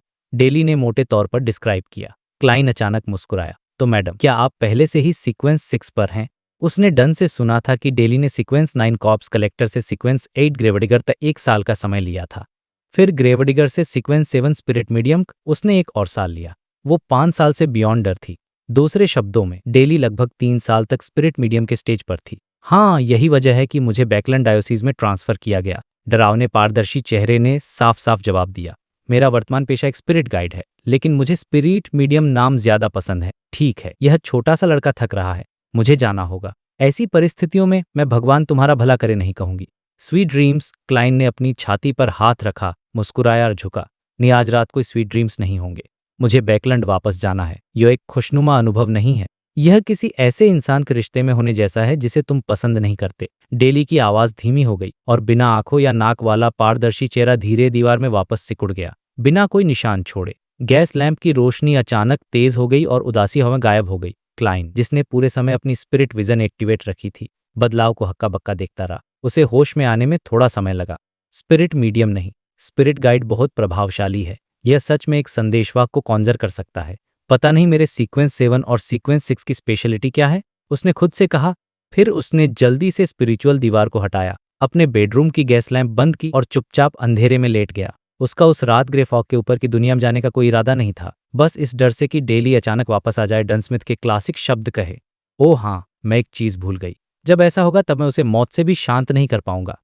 दूसरे दिन क्लाइन ब्लैकथॉर्न सिक्योरिटी कंपनी में 3 मिनट पहले पहुंच गया। गुड मॉर्निंग क्लाइन, नया क्लर्क आ गया है। रोज़ैन ने एक शानदार मुस्कान के साथ ग्रीट किया। क्लाइन ने उसके लिए दिल से खुशी महसूस की। बधाई हो रोज़ैन, गॉडेस ने तुम्हारी प्रार्थनाएं सुन ली। मेरी स्किन फिर से परफेक्ट कंडीशन में आ जाएगी। रोज़ैन ने सर हिलाया। उसकी आंखें खुशी से चमक रही थीं। थोड़ी देर बात करने के बाद क्लाइन पार्टीशन से गुजरा और कैप्टन के ऑफिस के दरवाजे पर नॉक किया। प्लीज कम इन, डन की मधुर आवाज आई। क्लाइन ने दरवाजा खोलकर अंदर प्रवेश किया। उसने देखा कि उसका कैप्टन अनजाने में सीधा बैठ गया और उसकी ग्रे आंखें गहरी हो गईं। ऐसा लग रहा जैसे वो परेशानी के तैयार था। क्लाइन ने अपना गला साफ किया, अपनी हैट और छड़ी एक तरफ रखी, फिर बैठ गया। कैप्टन, मुझे कुछ रिपोर्ट करना है। क्या है? डन ने अपने हाथ बांधकर गहरी आवाज में पूछा। क्लाइन ने गंभीर डन स्मिथ को देखा और अचानक मुस्कुराया। कैप्टन, मुझे कल कुछ समझ आया। और वो क्या है? डन ने गंभीर लहजे में सवाल दोहराया। वो पीछे टिका और अपने जुड़े हुए हाथ खोले। क्लाइन ने अपने तैयार किए हुए स्क्रिप्ट को याद किया। जब मैं अपने पिछले अनुभवों का निष्कर्ष निकाल रहा था, मुझे एहसास हुआ कि सीक्वेंस पोशंस के नाम में एक पूरा सेट ऑफ प्रिंसिपल्स है जो हमें उन पर कंट्रोल हासिल करने में मदद कर सकता है। एक सेट ऑफ प्रिंसिपल्स जो हमें नकारात्मक प्रभावों से बचने की अनुमति देता है। जब हम इन सेट ऑफ प्रिंसिपल्स के अनुसार काम कर रहे होते हैं तो हम उस अनुरूप जॉब के एक सदस्य जैसे बन जाते हैं। उसी तरह यह सेट ऑफ प्रिंसिपल्स छुपे हुए हैं, वो आपको सीधे तौर पर नहीं बताए जाते। हम सिर्फ अनुरूप जॉब से धीरे धीरे निष्कर्ष निकाल सकते हैं, फिर अलग अलग फीडबैक के आधार पर अपनी समझ को एडजस्ट कर सकते हैं। इसलिए जब मैं डिविनेशन क्लब में एक असली सीयर बना और मैंने सीयर के लिए अपना सेट ऑफ प्रिंसिपल्स हासिल किया तो मुझे परेशान करने वाली सुनाई और दिखाई देने वाली भ्रम बस गायब हो गए। यही है जो मुझे समझ आया। अपनी बात पूरी करने के बाद क्लाइंट ने अपने दिल में एक आहे भरी। उसने वो सब कुछ कह दिया जो उसे कहना था, सिवाय एक्टिंग शब्द का स्पष्ट रूप से जिक्र किए। उफ, उम्मीद है कि कैप्टन चर्च को नहीं बताएगा कि मैंने पहले ही ऐसे विचार विकसित कर ली हैं। जब उनसे पूछा जाएगा, इससे मुझ पर बहुत ज्यादा ध्यान आ जाएगा। सीयर पाथवे और एंटीगोनस परिवार के बीच के रिश्ते का भी एक फैक्टर है। इससे आखिरकार परेशानी हो सकती है, लेकिन कैप्टन ने भी हर तरह की परिस्थितियों का अनुभव किया है और वो एक अनुभवी और समझदार इंसान है। एक बार जब वो एक्टिंग मेथड को समझ जाएंगे तो वो निश्चित रूप से ध्यान देंगे कि चर्च संबंधित जानकारी छुपा रहा है। वो जान जाएंगे कि उन्हें क्या कहना चाहिए और क्या नहीं। क्लाइंट के मन में बहुत से जटिल विचार थे, लेकिन उसने जल्दी ही एक फैसला लिया और एक प्लान बनाया। अगर कैप्टन अभी भी एक्टिंग मेथड को समझने या चर्च द्वारा कवर अप को महसूस करने में असमर्थ है तो मैं स्पेशल एप्लीकेशन जमा करने से पहले उसे सीधे बता दूंगा। हाँ, मैं पहले उसकी जांच करूंगा और निर्धारित करूंगा कि वो क्या जानता है। डन ने क्लाइंट का विवरण शांति से सुना। उसकी ग्रे आंखें और भी गहरी हो गईं। वो लगभग 20 सेकंड तक चुप रहा और अपनी कनपटियों को मसलता रहा। फिर उसने अपना पाइप उठाया और एक सूंघा। उसे सूंघने के बाद उसने एक माचिस की डिबिया निकाली, जैसे कि वो नाइट हॉक्स के नियम भूल गया हो। सफेद धुआं हवा में उठा जब डन ने अपनी आंखें बंद की, जैसे कि वो तंबाकू की गंध का आनंद ले रहा हो। थोड़ी देर बाद उसने अपनी आंखें खोली और क्लाइंट पर मुस्कुराया। माफ करना, मैं भूल गया था कि तुम स्मोक नहीं करते। स्मोकिंग सेहत के लिए हानिकारक है, क्लाइंट ने पूरी गंभीरता से जवाब दिया। डन ने अपने हाथ में पाइप लिए सोचा, लगता है मुझे भी कुछ समझ आया है। नैप्टन, आपको कुछ समझ नहीं आया, बस मेरे सपनों में ज्यादा मत भटकना। क्लाइंट ने कुछ नहीं कहा और उसके बजाय एक दोस्ताना मुस्कान दी। शायद बहुत जल्द ही तुम मुझे स्पेशल एप्लीकेशन जमा कर दोगे, डन ने क्लाइंट से आधा मजाक में कहा जब उसने पुदीना और तंबाकू का एक गहरा कश लिया। क्या मैं इसे कल जमा कर सकता हूँ? क्लाइंट ने दिल ही दिल में जवाब दिया। उसने अपनी पॉकेट वॉच निकाली और टाइम देखा। कैप्टन, मुझे ओ'नील के पास जाना है। आज की मिस्टिसिज्म की क्लासेस जल्द ही शुरू होने वाली हैं। ठीक है, डन ने क्लाइंट को जाते हुए देखा। उसका पाइप अभी भी उसके हाथ में था। कैप्टन के ऑफिस का दरवाजा बंद करने के बाद क्लाइंट खुश होकर बेसमेंट की तरफ जाने वाली सीढ़ियों की तरफ बढ़ा। उसने क्लर्क के ऑफिस से गुजरते वक्त दो अजनबी, एक पुरुष और एक महिला दे क्लर्क्स। क्लाइंट के मन में विचार आया, फिर उसने दिल ही दिल में जोड़ा, 2 दिन और मैं निश्चित रूप से इस हफ्ते के अंदर मैं अपनी एप्लीकेशन कैप्टन को जमा कर दूंगा। फिर मैं कई जांचों से गुजरूंगा और एक सीक्वेंस हिट क्लाउन बन जाऊंगा। शांत भूमिगत मार्ग पर क्लाइंट शस्त्रागार की तरफ मुड़ा और गार्ड रूम का दरवाजा धकेल कर खोला। तुम्हें क्या हुआ? क्लाइंट को ओल्ड नील को देखकर एक झटका लगा। ओल्ड नील सुस्त लग रहा था, उसका चेहरा पीला था, वो लगातार उबासी ले रहा था और बोला, मुझे हाल ही में थोड़ा कब्ज हो गया है। मैंने कल रात ऐसे समस्याओं को हल करने वाला एक रिचुअलिस्टिक मैजिक ट्राई किया। आखिर में मैं पूरी रात ठीक से सो नहीं पाया। मुझे कई बार बाथरूम जाना पड़ा और आखिर में मैं लगभग टॉयलेट बोल पर ही सो गया था। खैर, कब की समस्या हल हो गई। क्लाइंट लगभग हंस पड़ा, यह देखकर कि यह कोई गंभीर समस्या नहीं थी, लेकिन उसने खुद को कंट्रोल किया। उसने पूछा, क्या अब आप बेहतर महसूस कर रहे हैं? साथ ही उसकी चिंता ने उसे अपनी बाई दाढ़ को 2 बार टैप करने पर मजबूर किया। उसने ओल्ड नील की सेहत की ऑरा को देखने के लिए अपनी स्पिरिट विजन का इस्तेमाल किया। पाचन तंत्र के पीले और गुर्दे के नारंगी रंगों में कुछ अंधेरा और अशुद्धियां हैं, लेकिन यह कुछ ज्यादा गंभीर नहीं है और एक स्वीकार्य सीमा के अंदर है। क्लाइंट ने चैन की सांस ली। मैं अब ठीक हूँ। मैंने फ्राई से डायरिया के लिए कुछ दवा। नील एक नशेड़ी की तरह उबासी ले रहा था। आज की सुपरनेचुरल लेसन के लिए सेल्फ स्टडी। वैसे भी बस 2 या 3 दिन का कंटेंट बचा है, ठीक है? क्लाइंट ने विनम्रतागारता से जवाब दिया, मैं पढ़ाई वाली करने और ब्रेक रूम में आराम की मदद कर सकता हूँ। आराम? नील ने तुरंत अपनी पीठ सीधी की। ओ, मैं शस्त्रागार की लही जवाब दिया। उसकी आंखें चमक रही थीं जब उसने जवाब दिया, लड़के, तुम निश्चित रूप से फ्राई के बाद सबसे दयालु नाइट हॉक हो। मैं शस्त्रागार तुम्हारे हवाले करता हूँ। उसने अपने घुटनों पर रखा हुआ कुशन उठाया और एक तूफान की तरह से बाहर भाग गया। क्लाइंट को वहां अकेला छोड़कर हक्का बक्का। ब्लैक थॉर्न सिक्योरिटी कंपनी ने सुबह एक एक्स्ट्रा मिशन स्वीकार किया। काम में एक अमीर व्यापारी को एक सौदे के लिए बंदरगाह तक ले जाना शामिल था। लेनर्ड और केनली ने इसे आसानी से पूरा किया, खुद के लिए कुछ एक्स्ट्रा पैसे कमाए, जिससे क्लाइंट को बहुत जलन हुई। उसने अपना दिन गुजारा, मिस्टिसिज्म के बारे में सीखा, अपनी शूटिंग की प्रैक्टिस की और इंस्ट्रक्टर गवेन द्वारा परेशान किया गया, जो किसी चीज से उकसाया हुआ लग रहा था। हफ। क्लाइन सांस के लिए हाँफ रहा था। उसने काफी देर बाद शावर लेने और कपड़े बदलने की क्षमता फिर से हासिल की। उसने गवेन के घर से निकलने के भी मेहनत जारी रखी। उसने 200 एक गाड़ी पर खर्च किए और लाल चिमनी वाले दूसरे 10 घरों की जांच की। जब लाल का चिमनी वाला आखिरी घर के ओझल हो गया तो उसकी नज़र से उन्हीं वाले घर था जिस लाल का चेहरा बहुत वक्त गविनेशन घर को मैंने अपने डिविनेशन में देखा था। वो हाल ही में किराएदार बदलने वाले घरों की लिस्ट में नहीं है। अगर ऐसा है तो यह मुश्किल हो गया है। पता नहीं मुझे लगभग 1600 घरों की जांच करने में कितना समय लगेगा।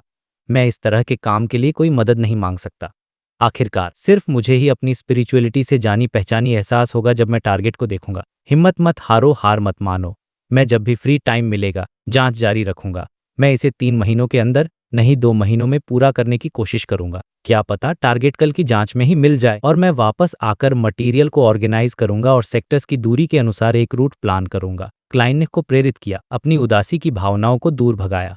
अब जब उसने एक फैसला कर लिया था, उसने ड्राइवर को डैफोडिल स्ट्रीट की तरफ मुड़ने का निर्देश देने की प्लानिंग की। लेकिन उसे अचानक एहसास हुआ कि वो मिस्टर अजिक के रहने की जगह के पास ही था। मिस्टर अजिक के छुट्टी पर जाने से पहले उन्होंने मुझे लिखकर बताया था कि वो इस हफ्ते कभी भी वापस आ जाएंगे, लेकिन उन्होंने सही तारीख नहीं बताई थी, जबकि यह रास्ते में ही है। मैं उनके लिए एक नोट छोड़ दूंगा। साथ ही मैंने यह गाड़ी 2 सोली में 1 घंटे के लिए रेंट पर ली है और वैसे भी समय लगभग खत्म हो गया है। मैं बस मिस्टर अजिक के घर पर रुकूंगा, फिर एक पब्लिक कैरिज से वापस चला जाऊंगा। क्लाइन ने जल्दी से एक फैसला किया। 4 मिनट बाद वो गाड़ी से उतरा और मिस्टर अजिक के घर के बाहर पहुंचा। यहाँ के घर साफ तौर पर डैफोडिल स्ट्रीट के घरों से बेहतर क्वालिटी के थे, लेकिन हावे स्ट्रीट के घरों जितने अच्छे नहीं थे। घर के सामने घास का एक पैच था और पीछे एक छोटा सा बगीचा था। डिंग डिंग डिंग। क्लाइन ने दरवाजे के बाहर की रस्सी खींची और घर के अंदर की घंटी बजाई। कुछ पल उसने अंदर से कदमों की आवाज सुनी, फिर दरवाजा खुल गया। अजिक के सौम्य चेहरे के फीचर और कांस्य जैसी स्किन क्लाइन के सामने आ गई। जबकि वो घर पर था, उसने सिर्फ एक सादी सफेद शर्ट, एक भूरी वेस्ट और मैचिंग पैंट्स पहने हुए थे। क्लाइन, मैं बस तुम्हें लिखने ही वाला था, अजिक ने उत्साह से ग्रीट किया। मैं बस कल रात ही घर पहुंचा हूं। क्लाइन ने अजिक के दाएं कान के पास के छोटे से तिल पर देखा। मिस्टर अजिक, मुझे आपके गेचमिश्ते का एक सुराग मिला है। सच में? अजिक तुरंत उत्साहित हो में जो उदासी थी वो धुंधली हो गई। अंदर चल कर बात करते हैं। क्लाइन ने आसपास देखा। अजिक ने जल्दी से सर हिलाया। वो एक तरफ हो गया और क्लाइन को अंदर आने दिया। उसने दरवाजा बंद किया और क्लाइन को पहलील पर पहलविंगटर क्या फिर सुराग बैठ गए। आपको पेसब्रिक से मिलने की उम्मीद नोटा ने कहा। मिस्टर ने एविन रूम में ले मिले। ओ उसने मिस्टर अजिस्टर जिससे पूछा पर लिविन होने के। क्लाइन ने अपने शब्दों को व्यवस्थित किया। मुझे हाल ही में एक मिशन मिला और लमुड टाउन में एक रेत से निपटना पललमुड। अजिक ने धीरे से शब्द दोहराया। उसकी भौहें सिकुड़ गईं। क्लाइन ने उसके एक्सप्रेशन को देखा और अपनी आवाज धीमी कर दी। रेत से निपटने के प्रोसेस में हमने कुछ ढूंढा और इसलिए टाउन के अंदर एक जांच की। टाउन का एक निवासी पहले बैरन लमुड का एक पोर्ट्रेट रखता था जिसे उसने मुझे बेचने की कोशिश की।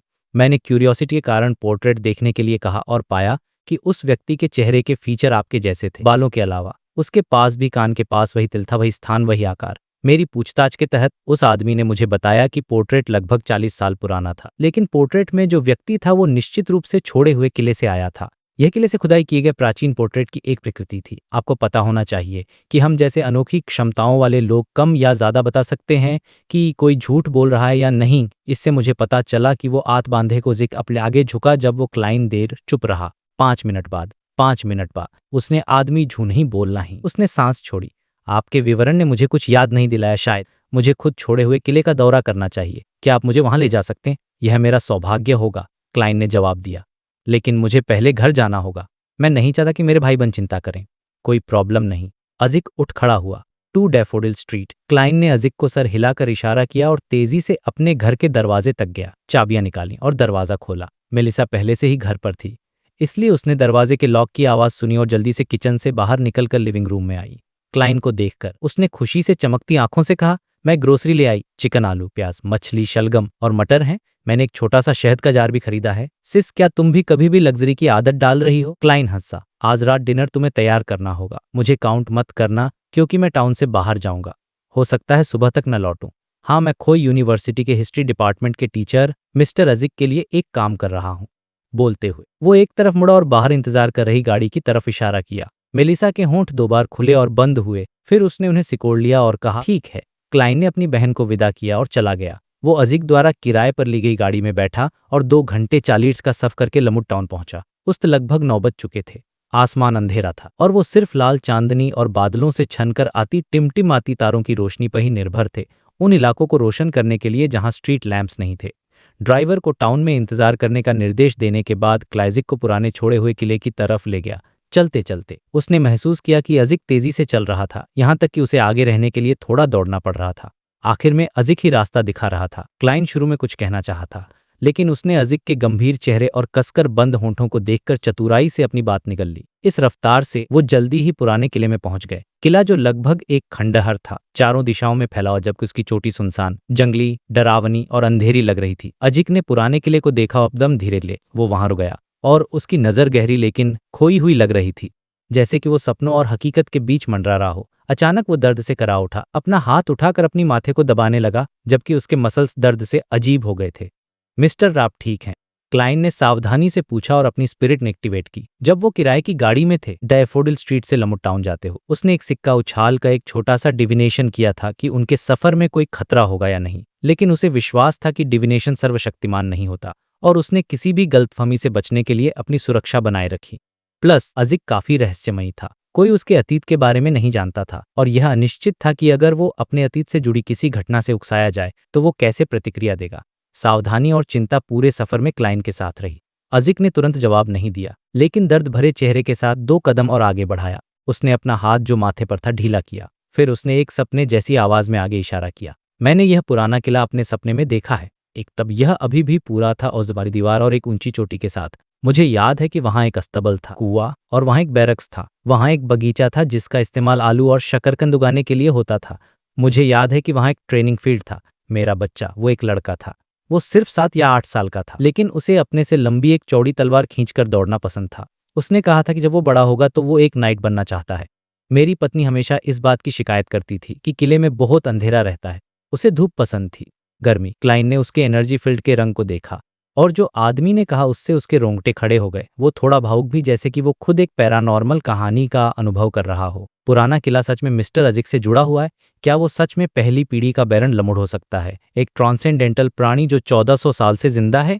क्या वो इंसान है या एक बुरी आत्मा? नहीं हो सकता। दिन के उजाले में ऐसी कोई बुरी आत्मा नहीं घूमती और नाइट हॉक्स के साथ उलझती। क्लाइन अपने विचारों को रोक नहीं सका और उन्हें आपस में टकराने दिया ताकि और भी विचार पैदा हो सकें। तभी अजिक ने बड़बड़ाना बंद कर दिया और बड़े कदमों से मुख्य द्वार से अंदर चला गया। वो बिना क्लाइन के मार्गदर्शन के किले के अंदर तक चला गया।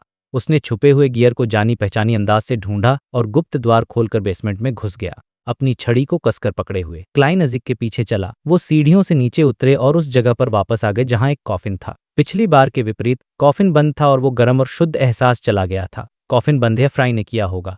यह एक कॉप्स कलेक्टर के तौर पर उसका काम का अनुशासन है। क्लाइन ने सोचते हुए सर हिलाया और अपनी स्पिरिट विजन से दुविधा में पड़े अजिक को कॉफिन के सामने जाते देखा। अजिक ने अपने हाथ बढ़ाए और कॉफिन के ढक्कन को तब तक ढकिया तक एक दरार न बन गई। उसने बिना खोपड़ी वाले स्केलेटन को लंबे समय तक देखा और वो अचानक दर्द और दुख से रो पड़ा। अजिक भारी कदमों से पीछे लुढ़क गया। वो लड़खड़ाया और दीवार से जा टकराया। इससे पहले कि क्लाइन कुछ कर पाता, उसने अपने चेहरे को अपने हाथों से ढक लिया और वहां निराश बैठा रहा। आसपास अचानक अभी अंधेरा हो गया। क्लाइन ने अपनी रफ्तार तेज की और अपने हाथ बढ़ाए, लेकिन उसने उन्हें फिर से पीछे खींच लिया। उस आदमी को परेशान करने की हिम्मत नहीं हुई। तभी उसकी आत्मिक अनुभूति ने उसे बताया कि वर्तमान मिस्टर अजिक बहुत डरावना था, इतना डरावना कि बेसमेंट और भी उदास और भयानक हो गया। क्लाइन धीरे धीरे सीढ़ियों के पास चला गया। उसे मिस्टर अजिक के चरित्र पर भरोसा था, लेकिन उसे डर था कि वो आदमी कंट्रोल खो देगा। ऐसी बेचैनी वाली स्थिति में उसने कुछ मिनट और इंतजार किया।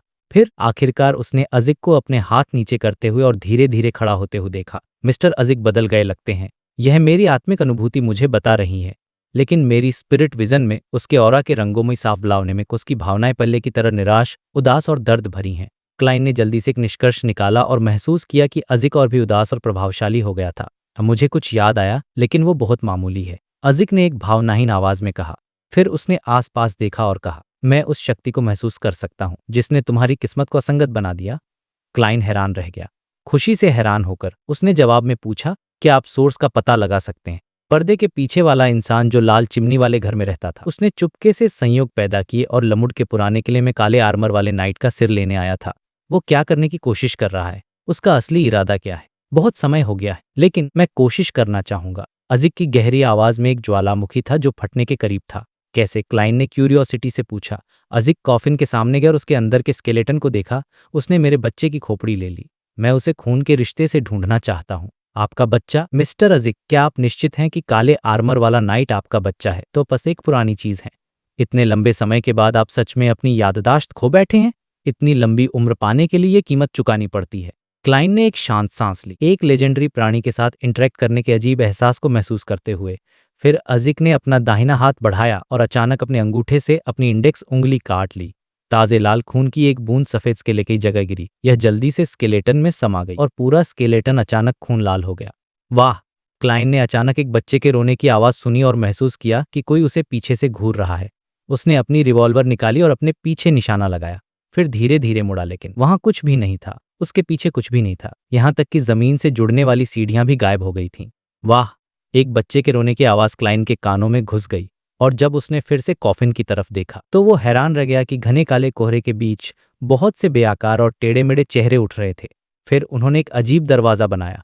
क्रीक, धार्मिक दरवाजा खुला और पीले सफेद हाथ बाधिक बाहर निकले, लेकिन वो अजिक के सामने काले कोहरे में गायब हो गए। दरवाजा खुलने की दरार से क्लाइन ने एक सफेद खोपड़ी देखी। इसे एक भूरे पेड़ के नीचे फेंक दिया गया था और तत्वों के कारण पाउडर बन गया था।